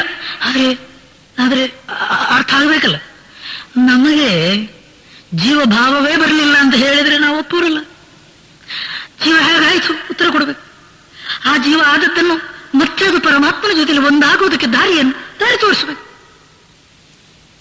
ಹೌದಲ್ಲ? ಅದೇ ಅಂಥದ್ದಕ್ಕೊಂದು ಎಷ್ಟು ಸುಂದರವಾದ ರೀತಿಯಲ್ಲಿ ಒಂದು ಕಥೆ ಕಟ್ಟಿದ್ದಾರೆ ನೋಡಿ. ಶ್ರುತಿಯು ಕಥೆಯ ಮೂಲಕವೇ ಹೇಳಿದ್ದು, ಉಪನಿಷತ್ತುಗಳು ಹಾಗೆಯೇ ಅದೇ ರೀತಿಯಲ್ಲಿ ಶಿಷ್ಯರಿಗೆ ಉಪದೇಶವನ್ನು ಕೊಟ್ಕೊಂಡು ಹೋದದ್ದು. ಆ ನಿಜವಾದ ಉನ್ನತ ಮಟ್ಟಕ್ಕೆ, ತುರಿಯ ಸ್ಥಿತಿಗೆ ಶಿಷ್ಯ ತಲುಪುವಾಗ ಅವಗಮನಿಗೆ ಅರ್ಥ ಆಗುತ್ತೆ, ಅನುಭವ ಗಮ್ಯವಾಗುತ್ತೆ, ಅಪರೋಕ್ಷಾನುಭವದಲ್ಲಿ ನಿಲ್ತಾನೆ. ಅದು ಬೇರೆ. ಆದರೆ ಆ ಉಪದೇಶದ ಸಂದರ್ಭದಲ್ಲಿ ಅವನನ್ನು ಅವನಿರುವ ಮಟ್ಟದಿಂದ ಮೇಲೆತ್ತಬೇಕಾದ್ರೆ ಎಷ್ಟು ಸುಂದರವಾಗಿ ತಗೊಂಡು ಹೋಗ್ತಾರೆ ನೋಡಿ ಗುರುಗಳು. ಆ ಪರಮಾತ್ಮ ಅನ್ನುವಂಥವನು ಈ ರೀತಿಯ ಜಗತ್ತು, ವಿಚಿತ್ರವಾದ ರೀತಿಯಂತಹ ಜೀವರಾಶಿಗಳು, ಬಹುರೂಪ ಪ್ರಪಂಚ ಯಾಕೆ ಸ್ವಾಮಿ ಸೃಷ್ಟಿ ಮಾಡಿದ? ಅಲ್ಲ, ನೀವು ಹೇಳುವ ಹಾಗೆ ಈಗ ಪ್ರಪಂಚ ಬರುವ ಮೊದಲು, ಪ್ರಪಂಚ ಸೃಷ್ಟಿಯಾಗುವ ಮೊದಲು, ನಾವೆಲ್ಲ ಜೀವರಾಶಿಗಳು ಬರುವ ಮೊದಲು ಒಬ್ಬನೇ ಇದ್ದಿದ್ದಾನೆ, ಪರಮಾತ್ಮ ಮಾತ್ರ ಇದ್ದಿದ್ದಾನೆ. ಯಾಕೆ ಸ್ವಾಮಿ ಈ ತರ ಎಲ್ಲ ಮಾಡಿದ್ದವನು? ಏನ್ ಮಾಡೋದು ಹೇಳಿ? ಏನ್ ಉತ್ತರ ಕೊಡೋದು? ನೋಡಿ, ಸುಮ್ಮನೊಬ್ಬಂಟಿಯಂತಿಹುದು ಬೇಸರಬಹುದು, ಹೊಮ್ಮುವೆನು ಕೋಟಿ ರೂಪದಲ್ಲಿ ನಾನೆಂದು, ಬೊಮ್ಮನೆಳಸಿದನಂತೆ ಆ ಎಳಸಿಕೆಯ ಮಾಯೆ, ನಮ್ಮಿರವು ಮಾಯೆಯಲಿ ಮಂಕುತಿಮ್ಮ. ತಮ್ಮ, ಹಗ್ಗ ಒಂದೇ ಇತ್ತು ಕಣೋ, ಆ ಹಗ್ಗ ಹಾವಾಗಲೇ ಇಲ್ಲ. ಆ ಹಗ್ಗ ಅನ್ನುವಂಥದ್ದು ಇವತ್ತಿಗೂ ಒಂದೇ ಕಣೋ. ಇದಕ್ಕನ್ನೋದು ಅದ್ವೈತ. ಎರಡಾಗಲೇ ಇಲ್ಲ. ಆ ಎರಡು ಅನ್ನುವಂಥದ್ದು ಮತ್ತೆ ಒಂದಾಗಲಿಕ್ಕಿಲ್ಲ. ಆದ್ರೆ ಅವನಿಗೆ ಅದು ಬೇಡ. ಅವನಿಗೇನು ಹೇಳ್ಬೇಕು? ಅಲ್ಲ ಸ್ವಾಮೀಜಿ, ಹಗ್ಗ ಹಾವಾಯ್ತು ಹೇಗೆ ಇದನ್ನು ಹೇಳಿ. ಆ ರೀತಿ ಹೇಳುವಾಗ ಏನ್ ಹೇಳ್ಬೇಕು? ನೋಡ್ಬೋ, ಹಗ್ಗಕ್ಕಲ್ಲ, ಅದು ತನ್ನ ಸ್ವಮಾಯೆಯ, ತನ್ನ ಸ್ವಂತ ಮಾಯೆಯಿಂದ ಹಾವಾಯ್ತು. ಹೌದಾ ಸ್ವಾಮೀಜಿ? ಪರಮಾತ್ಮ ಒಬ್ಬನೇ ಇದ್ದದ್ ಕಣೋ. ಅವಾಗ ಏನಿರ್ಲಿಲ್ಲ. ಸದೇವ ಸೌಮ್ಯ, ಹೇ ಶಿಷ್ಯ, ಹೇ ತಮ್ಮ, ಇದಮಗ್ರೇ ಸೃಷ್ಟೇ ಹೇ ಪ್ರಾಕ್ ಜಗತಃ ಸೃಷ್ಟೇ ಹೇ ಪ್ರಾಕ್ ಏಕಮೇವಾದ್ವಿತೀಯಂ ಬ್ರಹ್ಮ. ಪರಮಾತ್ಮ ತತ್ವ ಒಂದೇ ಇದ್ದಿದ್ದು. ಹೌದಾ? ಆಮೇಲೆ ಏನಾಯ್ತು ಸ್ವಾಮಿ? ಏನ್ ಮಾಡೋದು ಹೇಳು? ಒಬ್ಬನೇ ಇದ್ದಲ್ವಾ? ಬೋರ್ ಆಯ್ತಂತೆ. ಹೌದಾ ಸ್ವಾಮೀಜಿ? ಏನ್ ಮಾಡಿದಂತೆ? ಏನ್ ಮಾಡೋದು? ಸತಪೋತಪ್ಯತ ಸತಪಸ್ತಪ್ತ್ವ ಇದಗಂ ಸರ್ವಮಸೃಜತ. ಒಬ್ಬನಿದ್ದಾಗ ಬೇಜಾರಾಗಿ ಏನ್ ಮಾಡಿದಂತೆ? ಬಹುವಾಗಲೆಳಸಿ ತಾನೊಬ್ಬಂಟಿ ಬೊಮ್ಮ ನಿಜ ಮಹಿಮೆಯಂ ಸೃಜಿಸಿ ವಿಶ್ವವನಲ್ಲಿ ನೆಲಸಿ, ವಹಿಸಿ ಜೀವತೆಯ ಮಾಯೆಯ ಸರಸ ವಿರಸದಲ್ಲಿ ವಿಹರಿಪನು ನಿರ್ಲಿಪ್ತ ಮಂಕುತಿಮ್ಮ. ಮಾಯೆಯಂಬಳ ಸೃಜಿಸಿ ತಾಯನಾಗಿಸಿ ಜಗಕ್ಕೆ ಆಯಸಂಗುಳುತ ಸಂಸಾರಿಯಾಗಿರುವ ನಾಯಕ ಬ್ರಹ್ಮನ್ ಅನುಯಾಯಿಗಳು ನಾವೆಲ್ಲ, ಹೇಯವದರೊಳಗೇನೋ ಮಂಕುತಿಮ್ಮ ಮಂಕುತಿಮ್ಮ ಮಂಕುತಿಮ್ಮ. ಒಬ್ಬನೇ ಇದ್ದಾಗ ಅವನಿಗೆ ಬೇಜಾರಾಯ್ತಂತೆ. ಏನ್ ಮಾಡಿದ? ಅಮ್ಮ ಅವರನ್ನು ಸೃಷ್ಟಿ ಮಾಡಿದಂತೆ. ಅವನು ಯಾರು? ಮಾಯೆ. ಆ ಮಾಯೆ ಎನ್ನುವಂತ ಒಂದು ಶಕ್ತಿಯ ಮೂಲಕ ಇಡೀ ಪ್ರಪಂಚದ ಸೃಷ್ಟಿ, ಜೀವರಾಶಿಗಳ ಉತ್ಪತ್ತಿ. ಮಾಯೆ ಅಂದ್ರೇನು ನೋಡಿ. ನಮ್ಮ ಋಷಿಗಳು ಈ ಮಾಯಾ ಅನ್ನುವಂತಹ ಒಂದು ಶಬ್ದವನ್ನ ತರಬೇಕಾದ್ರೆ ಅದು ಎಷ್ಟು ಕಷ್ಟಪಟ್ಟಿದ್ದಾರೋ, ಎಷ್ಟು ವಿಚಾರ ಮಾಡಿದ್ದಾರೋ. ಮಾಯ ಅಂದ್ರೆ ಏನು? ಯಾಮ ಸ ಮಾಯ, ಯಾವುದಿಲ್ವೋ ಅದು. ಅಂದ್ರೆ ಏನು ಹೇಳಿ? ಹಗ್ಗ ಅನ್ನುವಂಥದ್ದು ಹಾವಾಗ್ಲೇ ಇಲ್ಲ ಅಂತ ಅವ ಒಪ್ತಾನೋ ಒಪ್ಪಲ್ಲ. ಅವನಿಗೇನು ಬೇಕು? ಅಲ್ಲ ಸ್ವಾಮಿ, ಅದದು ಹಾವಾದ ಹೇಗೆ ಅಂತ ಇನ್ನೇನು ಹೇಳೋದು? ಆ ಹಗ್ಗ ಅನ್ನುವಂಥದ್ದು ಹಾವಾಯ್ತಲ್ಲೋ. ಮಾಯೆಯಿಂದ ಕಣೋ. ಮಾಯೆಯಿಂದ ಅಂದ್ರೆ ಏನು ಅಂತ ಹೇಳಿದ್ದು ಋಷಿಗಳು? ಕಾರಣವನ್ನು ಕೊಟ್ಟದ್ದಲ್ಲ ಪ್ರಪಂಚದ ಸೃಷ್ಟಿಗೆ. ಬಹುರೂಪ ಪ್ರಪಂಚಕ್ಕೆ ಜೀವರಾಶಿಗಳ ಉತ್ಪತ್ತಿಯನ್ನು ಶ್ರುತಿ ಒಪ್ಪಿದೆ, ಋಷಿಗಳು ಒಪ್ಪಿದ್ದಾರೆ ಅಂತಲ್ಲ. ಯಾಕೆ? ಮಾಯೆಯಿಂದ ಅಂತ ಅನ್ನುವಾಗ ಅಲ್ಲಿ ಆಗಲೇ ಇಲ್ಲ, ಏನಿಲ್ಲ, ಯಾವುದು ಇನ್ನೊಂದಾಗಿ ಬರಲಿಲ್ಲ. ನೇಹ ನಾನಾಸ್ತಿ ಕಿಂಚನ, ಇದು ತಾತ್ಪರ್ಯ. ಆದ್ರೆ ಏನ್ ಮಾಡೋದು ಹೇಳಿ? ನಮ್ಗೆ ಅರ್ಥ ಆದ್ರೆ ತಾನೆ. ಆದ್ರಿಂದ ನಮಗೊಂದು ಕತೆ ಕಟ್ಟಬೇಕಾಯ್ತು. ಏನು ಕತೆ ಹೇಳಿ? ಅದೇ ಮಾಯೆ ಎಂಬಳ ಸೃಜಿಸಿ ಆ ಮಾಯೆ ಅನ್ನುವಂಥದ್ದನ್ನು ಸೃಷ್ಟಿ ಮಾಡಿ ಆ ಎಲ್ಲ ಜಗತ್ತು ಈ ಜೀವರಾಶಿಗಳನ್ನೆಲ್ಲ ಉತ್ಪತ್ತಿ ಮಾಡಿದಂತೆ. ಹಾಗಾದ್ರೆ ಇವತ್ತಿಗೆ ಎಲ್ಲ ಜೀವರಾಶಿಗಳನ್ನು ಅಂತ ರೀತಿಯಲ್ಲಿ ಬೇರೆ ಬೇರೆ ರೀತಿಯಲ್ಲಿ ಕಾಣ್ತಾ ಇರುವಂತ ಈ ಪ್ರಪಂಚ ಎಲ್ಲ ಪರಮಾತ್ಮನೇ ಸ್ವಾಮಿ. ಇನ್ಯಾರು ಹೇಳು? ಅಂದ್ರೆ ಪ್ರತಿಯೊಂದು ಜೀವವು ಆ ಪರಮಾತ್ಮ ಸ್ವರೂಪವೇ, ಬ್ರಹ್ಮ ಸ್ವರೂಪವೇ. ಇನ್ಯಾರು ಹೇಳು? ಅವನೇ ಇದ್ದದ್ದು ಮೊದಲು. ಅವನೇ ಬೇರೆ ಬೇರೆ ರೂಪದಲ್ಲಿ ಬಹುವಾಗಲೆಳಿಸಿ ಬೊಮ್ಮ ಇವತ್ತಿಗೆ ಜೀವ ವೇಷದಲ್ಲಿ ವಿಹರಿಪನು. ಹಾಗಾದ್ರೆ ಸ್ವಾಮಿ ಆ ಪರಮಾತ್ಮ ತಾನು ನಿತ್ಯ ಶುದ್ಧ, ನಿತ್ಯ ಮುಕ್ತ, ಆನಂದ ಸ್ವರೂಪ ಅನ್ನುವಂಥದ್ದನ್ನ ಮುಚ್ಚಿದಾನ ಸ್ವಾಮಿ. ಮರೆತಿಹನೆ ಬೊಮ್ಮ ಮರೆತಿಲ್ಲ ಮರೆತವೊಲಿಹನು, ಧರಿಸಿ ಜೀವಾಕೃತಿಯ ಜಗದಿ ತನ್ನನೆ ತಾನ್, ಅರಸಿಕೊಳ್ಳುವ ಒಲಿಹುದು ದೊರೆತವೋಲ್ ತೋರಿಸುಕ, ದೊರೆವವರೆ ಗಾಯಸವೋ ಮಂಕುತಿಮ್ಮ. ಅಷ್ಟೇ ಕಣೋ. ಮರ್ತಿದ್ದಾನೆ ಅಂತ ಹೇಳೋಣವೇ? ಅವನು ಒಂದು ವೇಳೆ ಮರ್ತಿದ್ರೆ ಇವಾಗ ಅವನು ಹುಡುಕ್ತಾ ಇರೋದು ತನ್ನ ನಿಜ ಸ್ವರೂಪವನ್ನೇ, ಸಚ್ಚಿದಾನಂದ ಸ್ವರೂಪವನ್ನೇ ನಾವು ಹುಡುಕ್ತಾ ಇರೋದು. ಹೌದಲ್ಲ? ಇವಾಗ ನಾವು ಪ್ರತಿಯೊಬ್ಬರೂ ಜೀವನದಲ್ಲಿ ಹುಡುಕ್ತಾ ಇರೋದೇನು? ಜನನ ಮರಣ ರಾಹಿತ್ಯವಾದ ಅಮೃತತ್ವವನ್ನು. ಅದು ಆತ್ಮನ ಸ್ವರೂಪ. ಆನಂದವನ್ನು, ಆತ್ಮನ ಸ್ವರೂಪ, ಜ್ಞಾನ ಸ್ವರೂಪ. ಹಾಗಾದ್ರೆ ಮರ್ತಿದ್ದಾನೆ ಅಂತ ನೋಡುವೆ? ಮರ್ತಿಲ್ಲ. ಮರ್ತಿಲ್ಲದಿದ್ರೆ ಇವಾಗ ನಾನು ಜೀವಂತ ಆಗ್ತಾ ಇರೋ ಸೇತಕ್ಕೆ. ಇದು ಒಳ್ಳೆ ತಾಪತ್ರಯ ಸ್ವಾಮಿ. ಅದಕ್ಕೆ ನೋಡಿ ಎಷ್ಟು ಸುಂದರವಾಗಿ ಹೇಳಿದ್ದಾರೆ ನೋಡಿ. ಮರೆತಿಹನೆ ಬೊಮ್ಮ ಮರೆತಿಲ್ಲ ಮರೆತಾವೋಲಿಹನು. ಇದಕ್ಕೆ ನಾವು ದೃಷ್ಟಾಂತ ಕೊಡುವುದಾದ್ರೆ ಒಂದೇ ಸ್ವಾಮಿ, ಬೇರಿಲ್ಲ. ಯಾವ್ದು ಹೇಳಿ? ನಮ್ಮ ಕನಸು. ಈಗ ನಿಜವಾಗಿ ಆದ್ರೂ ಎಚ್ಚರದವನು ನಾನೇ ಕನಸಲ್ಲಿರೋದು. ಆ ಕನಸಲ್ಲಿ ನಾನು ಇವಾಗ ಅಳ್ತಾ ಇದ್ದೇನೆ. ಏನು ಅಂತೇಳಿ? ಹಸಿವೆ. ನಿಜವಾಗಿ ಆದ್ರೂ ಕನಸು ಬಿದ್ದದ್ದು ಯಾತ್ರಿಂದ? ಎಚ್ಚರದಲ್ಲಿ ತಿಂದು ಜಾಸ್ತಿ ಆದ್ರಿಂದ. ಹಾಗಾದ್ರೆ ಎಚ್ಚರದಲ್ಲಿ ಹೊಟ್ಟೆ ತುಂಬ ತಿಂದಿದ್ದೇನೆ ಅನ್ನುವಂಥ ನೆನಪಿದ್ದಿರೆ ಕನಸಲ್ಲಿ ನಾನು ಭಿಕ್ಷೆ ಬೇಡುವಂಥದ್ದಿತ್ತು, ಹಸಿವೆಯಿಂದ ಬಳಲುವುದಿತ್ತು? ಇಲ್ಲ. ಇವಾಗ ನಿಜವಾಗಿ ಅದನ್ನು ನಾನು ಕನಸಿನಲ್ಲಿ ಎಚ್ಚರದವನನ್ನುವಂತ ಎಚ್ಚರ ಇದೆಯೋ? ಇಲ್ಲ. ಹಾಗಾದ್ರೆ ಮರ್ತಿದ್ದೇನೆ ಅಂತ ನೋವೆ. ಅಯ್ಯೋ ನಾನೇ ಸ್ವಾಮಿ, ಇನ್ನೊಬ್ಬ ಇಲ್ಲಲ್ಲಿ. ಕನಸು ಕಾಣ್ತಾ ಇರೋ ನಾನೇ, ಎದ್ದ ಮೇಲೆ ನಾನೇನಂತೇನೆ, ಹಾಳಾದ ಕನಸು ಅಂತೇನೋ ಇಲ್ಲೋ? ಅದೇ ರೀತಿ ಸ್ವಾಮಿ, ಇವತ್ತಿಗೆ ನಾವು ಅಳ್ತಾ ಇದ್ದೇವೆ, ಇವತ್ತಿಗೆ ನಾವು ಜೀವ ಸ್ವರೂಪ ಅಂತೇವೆ, ಇವತ್ತಿಗೆ ನಾನು ಹೆಣ್ತಿ, ನಾನು ಇಂಥವನು, ಇಂಥ ವಯಸ್ಸು, ಬಿಳಿ ಕಪ್ಪು, ಹೆಣ್ಣು ಗಂಡು, ಇವರ ಮಗ ಮಗಳು, ಎಲ್ಲ ನಮ್ಮ ಭ್ರಾಂತಿ. ಇರುವುದು ಒಂದು ತತ್ವ, ಮೂಲ ವಸ್ತುವದೊಂದು, ಲೀಲೆಗೋಸುಗ ನೂರು, ಕಾಲ ದೃಷ್ಟಿಗೆ ಬಹುಳ ಕೇವಲದೊಳೇಕ, ಸ್ಥೂಲ ವಿವಿಧದಿ ಬಾಳಿ ಸೂಕ್ಷ್ಮ ಸಾಮ್ಯವ ತಾಳಿ, ಆಳುತ್ತಿರು ಜೀವನವ ಮಂಕುತಿಮ್ಮ. ಏಕದಿಂದಲನೇಕ ಮತ್ತನೇಕದಿನೇಕ, ಈ ಕ್ರಮವೇ ವಿಶ್ವದಂಗಾಂಗ ಸಂಬಂಧ. ಲೋಕದಲ್ಲಿ ಜಾತಿಯಲ್ಲಿ ವ್ಯಕ್ತಿಯಲ್ಲಿ ಸಂಸ್ಥೆಯಲ್ಲಿ ಸಾಕಲ್ಯದರಿವಿರಲಿ ಮಂಕುತಿಮ್ಮ. ಮೂಲ ವಸ್ತುವದೊಂದು, ಅಧಿಷ್ಠಾನ ಒಂದೇ, ಲೀಲೆಗೋಸುಗ ನೂರು, ಬಹುರೂಪ ರೂಪ ರೀತಿಯಲ್ಲಿ ಬೇರೆ ಬೇರೆ ಶರೀರಗಳಲ್ಲಿ, ನಾನಾ ಯೋನಿಗಳಲ್ಲಿ, ಬೇರೆ ಬೇರೆ ಆಕಾರಗಳಲ್ಲಿ ಆ ಪರಬ್ರಹ್ಮ ವಸ್ತುವೇ ಕಾಣ್ತಾ ಇರು. ಪುರುಷ ಏವ ಇದಗಂ ಸರ್ವಂ ಯದ್ಭೂತಂ ಯಚ್ಚ ಭವ್ಯಂ ಅಲ್ಲ, ಯತಃ ಸರ್ವಾಣಿ ಭೂತಾನಿ ಭವಂತ್ಯಾದಿಯುಗಾಗಮೇ ಯಸ್ಮಿನ್ಶ್ಚ ಪ್ರಲಯಂ ಯಾಂತಿ ಪುನರೇವ ಯುಗಕ್ಷಯೇ. ಒಂದೇ ವಸ್ತು ಸ್ವಾಮಿ. ಆದ್ರೆ ನಮ್ಮ ಕಣ್ಣಿಗೆ ಕಾಣುವ ರೀತಿ ತಮ್ಮ, ಆ ಕಾಣ್ತಾ ಇರುವಂತಹ ಮಾಯೆಯ ಬಹುರೂಪದ ಪ್ರಪಂಚಕ್ಕೆ ಮೋಸಗೊಳ್ಳಬೇಡ. ಕೇಳಿಯು ಮಾಯೆಯದು ನೃತ್ಯಗತಿ ಬರಿ ತೋರ್ಕೆ. ನೋಡಿ, ಆ ಮಿಥ್ಯ ಅನ್ನುವಂಥ ಶಬ್ದವನ್ನು ಎಷ್ಟು ಸುಂದರದಲ್ಲಿ ತಂದಿಟ್ಟಿದ್ದಾರೆ ನೋಡಿ. ಕೇಳಿಯು ಮಾಯೆಯದು ನೃತ್ಯಗತಿ ಬರಿ ತೋರ್ಕೆ, ಮೂಲಮಂ ಕಂಡಂಗೆ ಸಂಭ್ರಾಂತಿ ಏನು, ಆಳದಲ್ಲಿ ನಿರ್ಲಿಪ್ತ ಮೇಲೆ ನಿಯತಿ ಕ್ಲಿಪ್ತ, ಲೀಲಾಪ್ರಿಯಂ ಬ್ರಹ್ಮ ಮಂಕುತಿಮ್ಮ. ಮಂಕುತಿಮ್ಮ, ನಾನು ಜೀವ ಅನ್ನುವಂಥದ್ದೊಂದು ಮಾಯೆ ಸ್ವಾಮಿ, ಅದೊಂದು ಭ್ರಾಂತಿ. ಇಂಥವರ ಮಗ ಮಗಳು ತಂದೆ ತಾಯಿ ನಾವು ಕಟ್ಕೊಂಡಿರೋದು ನಮ್ಮ ಅಂತಃಕರಣದ ಒಂದು ಭ್ರಾಂತಿ.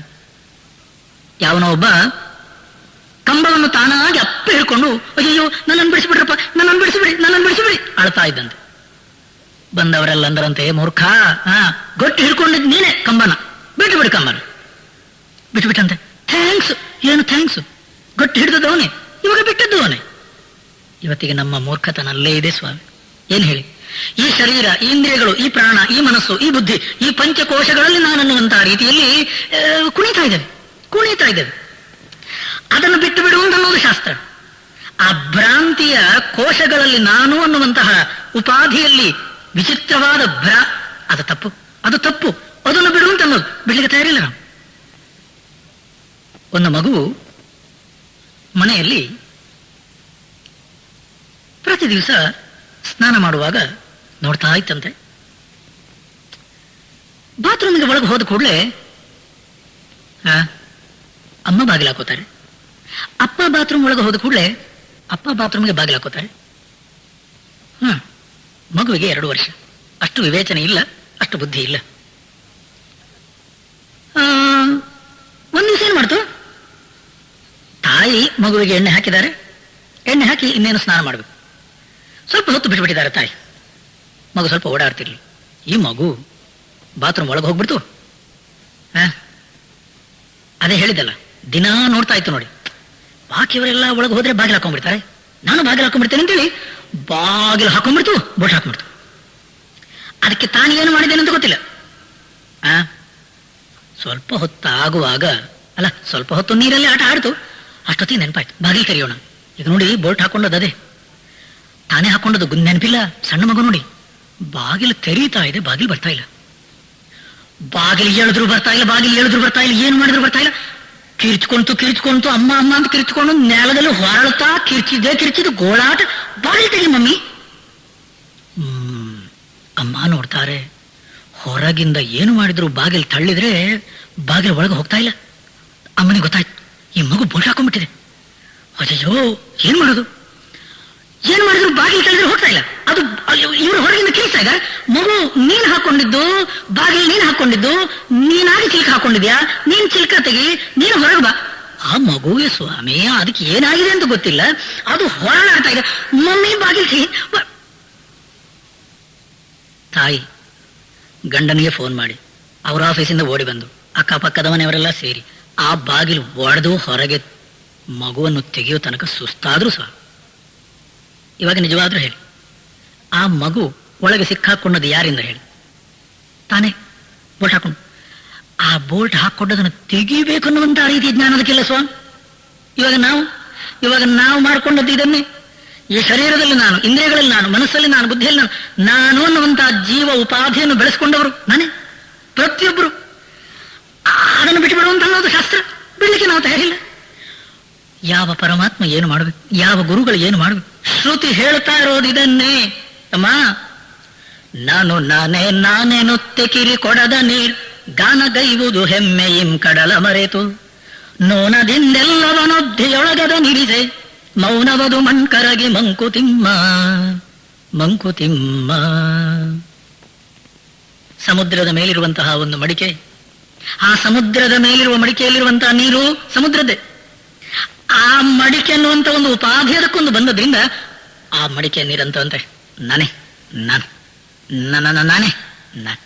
ಯಾರು ನೀನು ನೋಡಿ.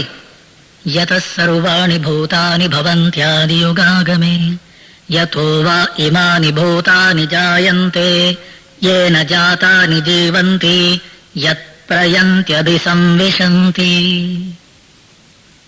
ಹೌದಲ್ಲ? ಆ ಸಮುದ್ರದ ನೀರೇ ಮಡಿಕೆಯ ಒಳಗಡೆ. ಆ ಮಡಿಕೆ ಅನ್ನುವಂಥ ಉಪಾಧಿ ಇರುವುದರಿಂದ ನಾನು ನೂನದಿಂದೆಲ್ಲವೆನ್ನುವ ಅಬ್ಧಿಯೊಳಗದ ನಿರಿಸೆ. ಆ ಮಡಿಕೆಯನ್ನು ಸ್ವಲ್ಪ ಒತ್ತಿ ನೀರಿನೊಳಗೆ ಮುಳುಗಿಸಂತೆ. ಏನಾಯ್ತು? ಅಂತಃಪೂರ್ಣಂ ಬಹಿಪೂರ್ಣಂ ಪೂರ್ಣಕುಂಭ ಇವಾರ್ಣವೇ. ಆವಾಗ ನಾನು ಬೇರೆ ನೀರನ್ನುವಂತ ಅಹಂಕಾರ ಅದಕ್ಕಿದ್ರೆ ಹೇಳಿ, ಎಲ್ಲೆಲ್ಲೂ ನಾನೇ, ಒಳಗೆ ನೀರು, ಮೇಲೆ ನೀರು, ಕೆಳಗೆ ನೀರು, ಆ ಕಡೆ ನೀರು, ಈ ಕಡೆ ನೀರು. ಸ್ವಾಮಿ ಇವಾಗಲೂ ಕೂಡ ಉಪನಿಷತ್ತದನ್ನೇ ಹೇಳೋದು. ಅಂತರ್ಬಹಿಶ್ಚ ತತ್ಸರ್ವಂ ವ್ಯಾಪ್ಯ ನಾರಾಯಣ ಸ್ಥಿತ. ಹೌದಲ್ಲ ಹೇಳಿ? ನಮ್ಮ ತಲೆಗದ ಅರ್ಥ ಆದ್ರೆ ಹೇಳಿ. ಅರ್ಥ ಆಗಲ್ಲ. ಯಾಕೆ ಅರ್ಥ ಆಗಲ್ಲ ಹೇಳಿ? ಅದೇ ಹೇಳಿದ್ದಲ್ಲ, ಆ ರೀತಿಯ ವಿಚಾರ ನಾವು ಮಾಡಿಲ್ಲ. ತಮ್ಮ, ಮೇಲೆ ಕೆಳಗೊಳಗೆ ಬಳಿ ಸುತ್ತಲೆತ್ತೆತ್ತಲು ಮೂಲೆ ಮೂಲೆಯಲ್ಲಿ ವಿದ್ಯುಲ್ಲ ಹರಿಯೊಂದು ಧೂಲಿ ಕಣ ಭೂಗೋಳ ರವಿಚಂದ್ರ ತಾರೆಗಳ ಚಾಲಿಪುದು ಬಿಡು ಕೊಡದೆ ಮಂಕುತಿಮ್ಮ. ನೃತ್ಯವೋ ಬ್ರಹ್ಮ ನಟರಾಜನುದು ಜಗವೆಲ್ಲ ಪ್ರತ್ಯೇಕ ಜೀವದಶಯವನಂಗ ಭಂಗಿ ಸತ್ಯ ಸತ್ವಜ್ವಾಲೆ ವಿಶ್ವ ಮಾಯಾಲೀಲೆ ಪ್ರತ್ಯಗಾತ್ಮನು ನೀನು ಮಂಕುತಿಮ್ಮ. ಕಣ್ತೆರೆದು ನೋಡು ಚಿತ್ ಸತ್ವ ಮೂರ್ತಿಯ ನೃತ್ಯ ಕಣ್ಮುಚ್ಚಿ ನೋಡು ನಿಶ್ಚಲ ಶುದ್ಧ ಸತ್ವ. ಉನ್ಮುಖನು ನೀನೆರಡು ಜಗಕ್ಕೆ ಮಿರುತಿರಲಾಗ ಹೃನ್ಮಧ್ಯದಲ್ಲಿ ಶಾಂತಿ ಮಂಕುತಿಮ್ಮ.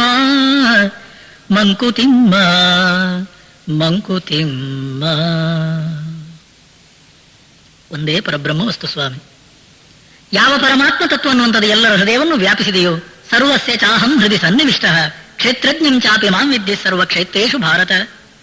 ಎಲ್ಲರ ಹೃದಯವನ್ನು ಬೆಳಗುತ್ತಾ ಇರೋ ಪರಮಾತ್ಮ ತತ್ವ ವೈಷ್ಣವಾಖ್ಯವಾದ ತತ್ವ, ಶೈವಾಖ್ಯವಾದ ತತ್ವ ಏಕಃ ಅದ್ವಿತೀಯ. ಸಗುಣ ಅಂತಂತೆ, ನಿರ್ಗುಣ ಅಂತಂತೆ. ನೋಡಿ ಅದನ್ನು ಹೇಳುವ ರೀತಿ ನೋಡಿ. ಕಣ್ತೆರೆದು ನೋಡು ಚಿತ್ ಸತ್ವ ಮೂರ್ತಿಯ ನೃತ್ಯ. ತಮ್ಮ, ನಿನ್ನ ಮನಸ್ಸು ಬುದ್ಧಿ ಎದ್ದಾಗ ಆ ಇಂದ್ರಿಯಗಳ ಮೂಲಕ ಏನು ಕಾಣ್ತಾ ಇದೆ ಅದೇ ಪರಬ್ರಹ್ಮನ ನೃತ್ಯ, ಚಿತ್ ಸತ್ವ ಮೂರ್ತಿಯ ನೃತ್ಯ, ನಟರಾಜನ ನೃತ್ಯ. ಬಾ, ಇಂದ್ರಿಯಗಳ ಒಳಗಡೆ ಬಾ, ಮನಸ್ಸು ಬುದ್ಧಿಯನ್ನು ದಾಟು, ಕಣ್ಮುಚ್ಚಿ ನೋಡು ನಿಶ್ಚಲ ಶುದ್ಧ ಸತ್ವ. ತುರೀಯಂ ಮನ್ಯಂತೆ ಸ ಆತ್ಮ ಸ ವಿಜ್ಞೇಯ. ಅದು ನಮ್ಮ ನಿಜ ತತ್ವ, ಅದು ಅಧಿಷ್ಠಾನ. ಹೃದಯವನ್ನು ಬೆಳಗುತ್ತಾ ಇರೋ ಪರಮಾತ್ಮ ತತ್ವ ಅದು ನಾನು. ಅದು ಸಂಸಾರ ರಹಿತವಾದ್ದು, ಅದು ಬಂಧನ ರಹಿತವಾದ್ದು. ಅಲ್ಲಿ ನಿಲ್ಲು ನೋಡಿ, ಹೇಳುವ ರೀತಿ ನೋಡಿ. ಉನ್ಮುಖನು ನೀನೆರಡು ಜಗಕ್ಕೆ ಮೆರುತಿರಲಾಗ ಹೃನ್ಮಧ್ಯದಲ್ಲಿ ಶಾಂತಿ. ಅಂದ್ರೆ ಏನು ಹೇಳಿ? ಆ ನಿಜ ತತ್ವ ನಾನು, ಶುದ್ಧ ಬ್ರಹ್ಮ ಸ್ವರೂಪ ನಾನು. ಆಮೇಲೆ ಹೊರಗಿನ ಪ್ರಪಂಚದಲ್ಲಿ ತಂದೆ ತಾಯಿ ಹೆಂಡತಿ ಮಕ್ಕಳು, ಅಡ್ಡಿಲ್ಲ. ದೃಶ್ಯ ಪ್ರಪಂಚ ಅನ್ನುವಂಥದ್ದೇನಿದೆ ಅದೇ ಪರಮಾತ್ಮನ ಇನ್ನೊಂದು ರೂಪ. ದೃಶ್ಯವು ಅದೃಶ್ಯ ಪರಮಾತ್ಮ ತತ್ವನ ಇನ್ನೊಂದು ರೂಪ ಅಷ್ಟೇ. ನಾವು ಆದೃಶ್ಯ ಪರಮಾತ್ಮನ ಕಡೆಗೆ, ಅವ್ಯಕ್ತ ಪರಮಾತ್ಮನ ಕಡೆಗೆ, ಅಚಿಂತ್ಯ ಪರಮಾತ್ಮನ ಕಡೆಗೆ ಹೋಗಬೇಕಾದ್ರೆ ದೃಶ್ಯ ಪ್ರಪಂಚದ ಮೂಲಕವೇ. ದೃಶ್ಯ ಪ್ರಪಂಚವನ್ನು ಬೈಬೇಡ, ಹೊರಗಿನ ಜಗತ್ತನ್ನುವಂಥದ್ದು ಬೇಕು. ಯಾತಕ ಬೇಕು? ದೃಶ್ಯವೆಲ್ಲವೂ ನಶ್ಯವಾದೊಡೆಂದೃಷ್ಟಿಗದು ವಶ್ಯವಿರುವನ ಕದನು ದೃಷ್ಟಿ ಪುದೆ ಕಾರ್ಯಂ. ವಿಶ್ವಾನುಭವವೇ ವಿಶ್ವಾತ್ಮಾನುಭವಕ್ಕೆ ಪಥ ನಶ್ಯದಿಂದ ವಿನಶ್ಯ ಮಂಕುತಿಮ್ಮ. ನೋಡಿ, ನಶ್ಯದಿಂದ ದೃಶ್ಯದಿಂದ ಅವಿನಶ್ಯ ಅದೃಶ್ಯ, from the known to the unknown ಅಂತಂತೇವೆ. ಕಾಣ್ತಾ ಇರೋ ಪ್ರಪಂಚ ದೃಶ್ಯ, ನಾನು ಅನ್ನುವಂಥ ಜೀವ ದೃಶ್ಯ, ವ್ಯಕ್ತ, ಅನುಭವ. ಇದು ನಮ್ಮ ಅನುಭವಕ್ಕೆ ಸಿಗುವಂತ. ತಮ್ಮ ಒಳಗೆ ಬಾ. ಆ ಕಾಣ್ತಾ ಇರೋ ಪ್ರಪಂಚ ಎಲ್ಲಿದೆ ಹೇಳು? ಹೇಳು. ಕನಸು ದಿಟ ನೆನಸು ದಿಟ ತನುವಳಿ ಹಚೇತನವ ಕನಲಿಸುವ ಕುಣಿಸುವ ಹಬೆಗಳೆಲ್ಲ ದಿಟ ಇನಿತನಿತು ದಿಟಗಳಿವು ತುಂಬು ದಿಟದಂಶಗಳು ಗಣನೀಯವವು ಬಾಳ್ಗೆ ಮಂಕುತಿಮ್ಮ. ಕನಸು ಉಂಟು, ಇಲ್ಲ ಅಂತ ಯಾರು ಹೇಳಿದ್ರು? ಎಚ್ಚರವೂ ಉಂಟು, ಇಲ್ಲ ಅಂತ ಯಾರು ಹೇಳಿದ್ರು? ಅದೇ ಇನಿತೀತು ದಿಟಗಳಿವು. ಎಚ್ಚರ, ಕನಸ್ಸು, ನಿದ್ದೆ, ಅಕಾರ, ಉಕಾರ, ಮಕಾರ ಇವೆ. ಯಾರಿಲ್ಲ ಅಂದಿದ್ದು? ಎಲ್ಲಿ? ಆತ್ಮನ ಸಾನ್ನಿಧ್ಯದಲ್ಲಿ ಕಾಣ್ತಾ ಇರುವ, ಪರಮಾತ್ಮನ ಸಾನ್ನಿಧ್ಯದಲ್ಲಿ ಬೆಳಗ್ತಾ ಇರುವ ಈ ಮೂರು ಅವಸ್ಥೆಗಳು. ಆದರೆ ನನ್ನ ನಿಜ ಸ್ವರೂಪ ಅವಸ್ಥಾತ್ರಯಾತೀತ. ಆ ಪೂರ್ಣ ವಸ್ತು ನನ್ನ ನಿಜ ಸ್ವರೂಪ. ತುಂಬುದಿಟ ಜೀವಿತದ ಗಣನೆಗಳ ಮೀರಿದುದು ಇಂಬುಗಳ ಬಿಂಬಗಳ ಸನ್ನಿಧಾನವದು ಅಂಬರದಿನಾಚೆಯದು ತುಂಬಿರುವುದೆತ್ತಲು ಶಂಭು ಪರಬ್ರಹ್ಮನದು ಮಂಕುತಿಮ್ಮ. ತಮ್ಮ, ತುಂಬುದಿಟ ಪೂರ್ಣ ಸತ್ಯ. ಅದು ಎಚ್ಚರ ಕನಸು ನಿದ್ದೆಗಳನ್ನುವಂಥ ಗಣನೆಗಳ ಮೀರಿದುದು. ಅಂಬರದಿ ನಾಚೆಯದು ಮನಸ್ಸು ಬುದ್ಧಿಯನ್ನು ದಾಟಿರುವಂಥದ್ದು, ಕಾಲಾತೀತವಾದ್ದು. ಒಳಗೆ ಬಾ. ನೋಡಿ, ಮನಸ್ಸು ಬುದ್ಧಿಯ ಮೂಲಕ ನಾವು ಹೊರಗೆ ಬಂದಾಗ ಅದು ಏನು ಕಾಣುತ್ತೆ? ಅದು ಪರಮಾತ್ಮನೇ ಅಲ್ವ ಸ್ವಾಮಿ? ಆ ಮನಸ್ಸು ಬುದ್ಧಿಯನ್ನು ದಾಟಿ ನಾವು ಒಳಗೆ ಹೋದಾಗ ಆ ನಿಶ್ಚಲ ಶುದ್ಧ ಸತ್ವ ನಿರ್ಗುಣ ಪರಮಾತ್ಮನೇ ಅಲ್ವೇ ಸ್ವಾಮಿ? ಹಾಗಿರುವಾಗ ಪರಮಾತ್ಮ ಕಾಣಲ್ಲ ಅಂತ ನಾವು ಹೇಳ್ತೇವಲ್ವೇ? ನಮ್ಮ ಮೂರ್ಖತನಲ್ವೇ ಸ್ವಾಮಿ? ಆ ಪರಮಾತ್ಮನ ಅನುಭವ ಬ್ರಹ್ಮಾನುಸಂಧಾನ. ನೋಡಿ, ಬ್ರಹ್ಮಾನುಸಂಧಾನ ಲೋಕ ಸಂಧಾನದಲ್ಲಿ ಬ್ರಹ್ಮದರುಶನವೆಲ್ಲ ಜೀವರೂಪದಲ್ಲಿ ಬ್ರಹ್ಮಾನುಭವ ದೇಹ ಕರಣಾನುಭವಗಳಲ್ಲಿ ಮರ್ಮವಿದು ಮುಕ್ತಿಗೆಲೋ ಮಂಕುತಿಮ್ಮ. ಮಂಕುತಿಮ್ಮ. ತಮ್ಮ, ಎಚ್ಚರದಲ್ಲಿ ಏನು ಕಾಣ್ತಾ ಇದೆಯೋ? ಸರ್ವಂ ಖಲ್ವಿದಂ ಬ್ರಹ್ಮ ಆತ್ಮೈವ ಇದಗಂ ಸರ್ವಂ ಓಮಿತ್ಯೇತದಿದಗಂ ಸರ್ವಂ ಈಶಾವಸ್ಯಮಿದಗಂ ಸರ್ವಂ. ಸ್ವಾಮಿ, ಹಾವು ಕಾಣ್ತಾ ಇದೆಯೋ? ಅದೇ ಕಣೋ ಹಗ್ಗ, ಇನ್ನೊಂದಲ್ಲ. ಹೊರಗಿನ ಜಗತ್ತು ಕಾಣ್ತಾ ಇದೆಯೋ? ನಾನು ಅಂತ ಇದೆಯೋ? ಹೌದು, ಅದೇ ಕಣೋ ಪರಮಾತ್ಮ ವಸ್ತು. ಸಚ್ಚಿದಾನಂದಂಗಳಾತ್ಮ ಸ್ವಭಾವರಸ ಬಚ್ಚಿಡುವುದನು ಜೀವಿಕೆಯ ಮಾಯಿಕತೆ ಇಕ್ಷುವಲ್ ಜೀವಗಾಣದ ಒಲ್ ಜಗನ್ಮಾಯೆ ನಿಚ್ಚ ವಿಳೆಯಾಲೆ ಮನೆ ಮಂಕುತಿಮ್ಮ. ಸತ್ ಚಿತ್ ಆನಂದ, ಇದು ಆತ್ಮನ ಸ್ವರೂಪ ಸ್ವಭಾವ. ಜನನ ಮರಣಗಳನ್ನು ದಾಟಿರುವ ಅಮೃತತ್ವ ಸದ್ವಸ್ತು ನಾನು. ಆನಂದ ಸ್ವರೂಪ ಶಾಂತಿಯ ಧಾಮ ನಾನು. ಏನು ಸ್ವಾಮಿ, ನಾನು ಆನಂದ ಸ್ವರೂಪ ನಾನು ಹೇಳ್ತಾ ಇದ್ದೇನೆ. ತಮ್ಮ, ಬಚ್ಚಿಡುವುದನ್ನು ಜೀವಿತೆಯ ಮಾಯಿಕತೆ. ಆ ಮಾಯೆಯಿಂದ, ಆ ಭ್ರಾಂತಿಯಿಂದ ನಾನು ಜೀವ, ನನ್ನ ಸ್ವರೂಪ ದುಃಖ ನಾನು ಹೇಳ್ತಾ ಇದ್ದೇನೆ ಅಂತ ತಿಳ್ಕೊಂಡಿದ್ದೇವೆ ನಾವು. ತಮ್ಮ, ಬಾಕಿ ಅನುಭವ ಬೇಡ. ನಿನ್ನ ನಿದ್ದೆ ಅನುಭವ ಸಾಕು. ಹೊರಗಿನ ಜಗತ್ತಿಗಿಂತ ದೂರ, ಇಂದ್ರಿಯ ಮನಸ್ಸುಗಳಿಗಿಂತ ಆಚೆ ಕಡೆ ನಿನ್ನಲ್ಲಿ ನೀನು ನಿಂತಾಗ ನಿನ್ನ ನಿದ್ದೆಯಲ್ಲಿ ಆನಂದವಿಲ್ವೇನೋ ತಮ್ಮ? ಜನನ ಮರಣಗಳ ಭಯವಿದೆಯೋ ತಮ್ಮ? ಇಲ್ಲ. ಅದರಿಂದ ಆ ನಿಜ ಸ್ವರೂಪ ಆನಂದ ಸ್ವರೂಪ ನೀವೇ ಕಣು. ಏನು ಮಾಡ್ಬೇಕು ಹೇಳು? ಏನು ಮಾಡ್ಲಿಕ್ಕುಂಟು? ಅದು ಒಂದು ದಿವಸ ಬರುವುದಲ್ಲ, ಒಂದು ದಿವಸ ಗಳಿಸುವಂಥದ್ದಲ್ಲ, ಎಲ್ಲಿಗೋ ಹೋದ ನಂತರ ಮೋಕ್ಷವನ್ನು ಗಳಿಸುವುದಲ್ಲ ತಮ್ಮ. ಮುಕ್ತಿ ಎಂಬುದು ಮನದ ಸಂಸ್ಥಿತಿಯೇ ಬೇರಲ್ಲ, ರಕ್ತಿ ವಿಪರೀತವದ ಕಾಗದಿರೆ ಮುಕ್ತಿ ಯುಕ್ತಿಹಿಂ ಕರಣ ಚೇಷ್ಟಿತವ ತಿದ್ದುತೆ ಶಮಿಪ ಶಕ್ತಿವಂತನೆ ಮುಕ್ತ ಮಂಕುತಿಮ್ಮ. ನೋಡಿದೆಯಾ, ನಮ್ಮ ಋಷಿಗಳು ಹೇಳಿರುವುದು ತಮ್ಮ, ಮೋಕ್ಷ, ಮುಕ್ತಿ, ನಿರ್ವಾಣ ಅನ್ನುವ ಶಬ್ದಕ್ಕೆ ಅರ್ಥ ಬಂಧನದಿಂದ ಬಿಡುಗಡೆ ಅಲ್ಲ, ಬಂಧನ ಇರಲಿಲ್ಲ ಅನ್ನುವ ಜ್ಞಾನವೇ ನಿಜವಾದ ಬಿಡುಗಡೆ. ಅದು ಮೋಕ್ಷ. ಇವತ್ತಿಗೆ ನಿನ್ನ ಇಂದ್ರಿಯ ಮನಸ್ಸು ಬುದ್ಧಿಗಳು ತಿಳಿದಿರುವಂತಹ ಅವಿದ್ಯೆ, ಆ ಭ್ರಾಂತಿ, ಆ ತಪ್ಪು ಕಲ್ಪನೆ, ಅದನ್ನು ಮನಸ್ಸು ಬುದ್ಧಿ ಅಂತ ತೆಗೆದು ಹಾಕು. ಜ್ಞಾನದ ಬೆಳಕನ್ನಲ್ಲಿ ಹಚ್ಚು, ಜ್ಞಾನ ದೀಪ್ತಿಯ ಮೂಲಕ ಹೊರ ಜಗತ್ತನ್ನು ನೋಡು, ನಿನ್ನನ್ನು ನೀನು ತಿಳಿ. ನಿನ್ನ ನಿಜ ಸ್ವರೂಪವನ್ನು ತಿಳಿದಾಗ ಆ ಹೊರ ಜಗತ್ತು, ಆ ಜೀವಭಾವ ಎಲ್ಲ ಹೋಗುತ್ತೆ ಕಣು. ಜೀವದುದಯ ರಹಸ್ಯ, ಜೀವ ವಿಲಯ ರಹಸ್ಯ, ಜೀವನದ ದೃಶ್ಯ ಮರುವಿನ ಬಿಸಿಲ್ ಕುದುರೆ, ಭಾವಿಸಲಿದೆ ತತ್ವ ಬ್ರಹ್ಮ ಮಾಯೆ ವಿಶ್ವ, ಕೇವಲಾತ್ಮ ಬ್ರಹ್ಮ ಮಂಕುತಿಮ್ಮ ಮಂಕುತಿಮ್ಮ. ಜೀವದ ಉದಯ, ಜೀವದ ನಾಶ, ಇವೆಲ್ಲ ರಹಸ್ಯ. ರಹಸ್ಯ ಅಂದ್ರೆ ಅದಕ್ಕೆ ಉದಯ ಇಲ್ಲ, ಅದಕ್ಕೆ ನಾಶ ಇಲ್ಲ, ಇದೆಲ್ಲ ನಮ್ಮದೇ ಏನೋ ಭಾವನೆ, ಭ್ರಾಂತಿ. ಆದ್ದರಿಂದ ತಮ್ಮ, ಭಾವಿಸು, ಆ ಬ್ರಹ್ಮವಸ್ತು ನಾನು, ಕೇವಲಾತ್ಮ ಬ್ರಹ್ಮ, ಬ್ರಹ್ಮಾಹಮಸ್ಮಿ ಭಾವಯ. ಇದು ಋಷಿಗಳ ಒಕ್ಕೊರಲಿನ ದನಿ. ತಮ್ಮ, ಆ ಆನಂದ, ಆ ಶಾಂತಿ ಒಳಗಡೆ ಆತ್ಮನಲ್ಲಿ. ನಾವು ಇಂದ್ರಿಯಗಳ ಮೂಲಕ ಹೊರಗಿನ ವಿಷಯಗಳು ಬೆನ್ನಡ್ತೇವೆ. ನಮ್ಮ ಅಂತಃಕರಣದ, ನಮ್ಮ ಮನಸ್ಸಿನ ವಿಚಿತ್ರ ರೀತಿಯ ಅಜ್ಞಾನ, ಭ್ರಾಂತಿಯೋ ಸಂಪೂರ್ಣ ಸುಖದಾಶೆ ಬಾಹ್ಯದಲ್ಲಿ, ಶಾಂತ ಲೋಕದ ಸೌಖ್ಯ ಖಂಡ ಖಂಡವದು, ಸ್ವಾಂತ ಕೃಷಿಯಿಂ ಬ್ರಹ್ಮ ವೀಕ್ಷೆ ಲಭಿಸಿರ್ದೊಡೆ, ಏಕಾಂತ ಪೂರ್ಣಾನಂದ ಮಂಕುತಿಮ್ಮ. ಪೂರ್ಣ ಆನಂದ ಏಕಾಂತದಲ್ಲಿ, ಪೂರ್ಣ ಆನಂದ ಆತ್ಮನಲ್ಲಿ ನಾನು ನೆಲೆಸಿದಾಗ. ಹೊರಗಿನ ವಿಷಯಗಳ ಕಡೆಗೆ ಬೆನ್ನಡ್ತೇವೆ ತಮ್ಮ. ಭ್ರಾಂತಿಯೋ ಸಂಪೂರ್ಣ ಸುಖದಾಶೆ ಬಾಹ್ಯದಲ್ಲಿ ಭ್ರಾಂತಿ, ಲೋಕದ ಸೌಖ್ಯ ಶಾಂತ, ಆದ್ಯಂತವಂತ ಕೌಂತೆಯ ನತೇಶು ರಮತೆ ಬುಧಃ. ಗೀತೆಯಲ್ಲಿ ಪರಮಾತ್ಮನಪ್ಪಣೆ. ಆದ್ದರಿಂದ ತಮ್ಮ, ಪರಿಪೂರ್ಣ ಸುಖವನು ಎಳಸುವನು ತನ್ನೊಳಡೆಗೆ, ತಿರುಗಿಸಲಿ ತನ್ನ ದೃಷ್ಟಿಯನು ನಿರ್ಮಲದಿಂ. ಪರಿಪೂರ್ಣ ಸುಖವನೆಳಸುವನು ತನ್ನೊಳಗಡೆಗೆ, ತಿರುಗಿಸಲಿ ತನ್ನ ದೃಷ್ಟಿಯನು ನಿರ್ಮಲದಿಂ. ನಿರತಿಶಯ ಸುಖವಲ್ಲಿ ವಿಶ್ವಾತ್ಮ ವೀಕ್ಷೆಯಲಿ, ಪರಸತ್ವ ಶಾಂತಿಯಲಿ ಮಂಕುತಿಮ್ಮ ಮಂಕುತಿಮ್ಮ ಮಂಕುತಿಮ್ಮ. ಪರಿಪೂರ್ಣ ಆನಂದ, ಬ್ರಹ್ಮ ಆನಂದ, ನಿಜವಾದ ಸುಖ, ಆತ್ಯಂತಿಕ ಸುಖ, ವೈಷ್ಣವಾಖ್ಯವಾದ ಶಾಂತಿ ಆತ್ಮನಲ್ಲಿ. ತಮ್ಮ, ಆನಂದವನ್ನು ಅನುಭವಿಸಬೇಕನ್ನುವಂತಹದ್ದಿದ್ರೆ ಒಳಗಡೆಗೆ ತಿರುಗಿಸು, ಅಂತರ್ಮುಖನಾಗು, ಇಂದ್ರಿಯ ಮನಸ್ಸು ಬುದ್ಧಿಗಳನ್ನು ದಾಟಿ ಆತ್ಮನಲ್ಲಿ ಆತ್ಮನಾಗಿ ನಿಲ್ಲು. ನಿರತಿಶಯ ಸುಖವಲ್ಲಿ ವಿಶ್ವಾತ್ಮ ವೀಕ್ಷೆಯಲಿ, ಪರಸತ್ವ ಶಾಂತಿಯಲಿ. ಚತುರ್ಥಂ ಮನ್ಯಂತೆ ಸ ಆತ್ಮ. ಉಪನಿಷತ್ತು ಹೇಳಿದ ರೀತಿ ಎಚ್ಚರ ಕನಸು ನಿದ್ದೆಗಳಲ್ಲಿ ಸಿಗುವಂತಹ ಸುಖ, ಆ ಬ್ರಹ್ಮಾನಂದದ ಒಂದು ಅದು ಛಾಯೆ. ನಿಜವಾದ ಆನಂದವನ್ನು ಅನುಭವಿಸ್ತೀಯೋ ಒಳಗೆ ಹೋಗು, ಆತ್ಮನಲ್ಲಿ ಆತ್ಮನಾಗಿ ನಿಲ್ಲು, ತುರಿಯ ಸ್ಥಿತಿಯಲ್ಲಿ ನಿಲ್ಲು.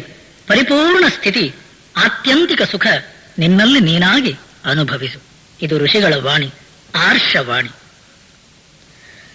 ಓಂ ಪೂರ್ಣಮದಃ ಪೂರ್ಣಮಿದಂ ಪೂರ್ಣಾತ್ ಪೂರ್ಣಮುದಚ್ಯತೆ ಪೂರ್ಣಸ್ಯ ಪೂರ್ಣಮಾದಾಯ ಪೂರ್ಣಮೇವಾವಶಿಷ್ಯತೆ. ಓಂ ಶಾಂತಿ ಶಾಂತಿ ಶಾಂತಿ.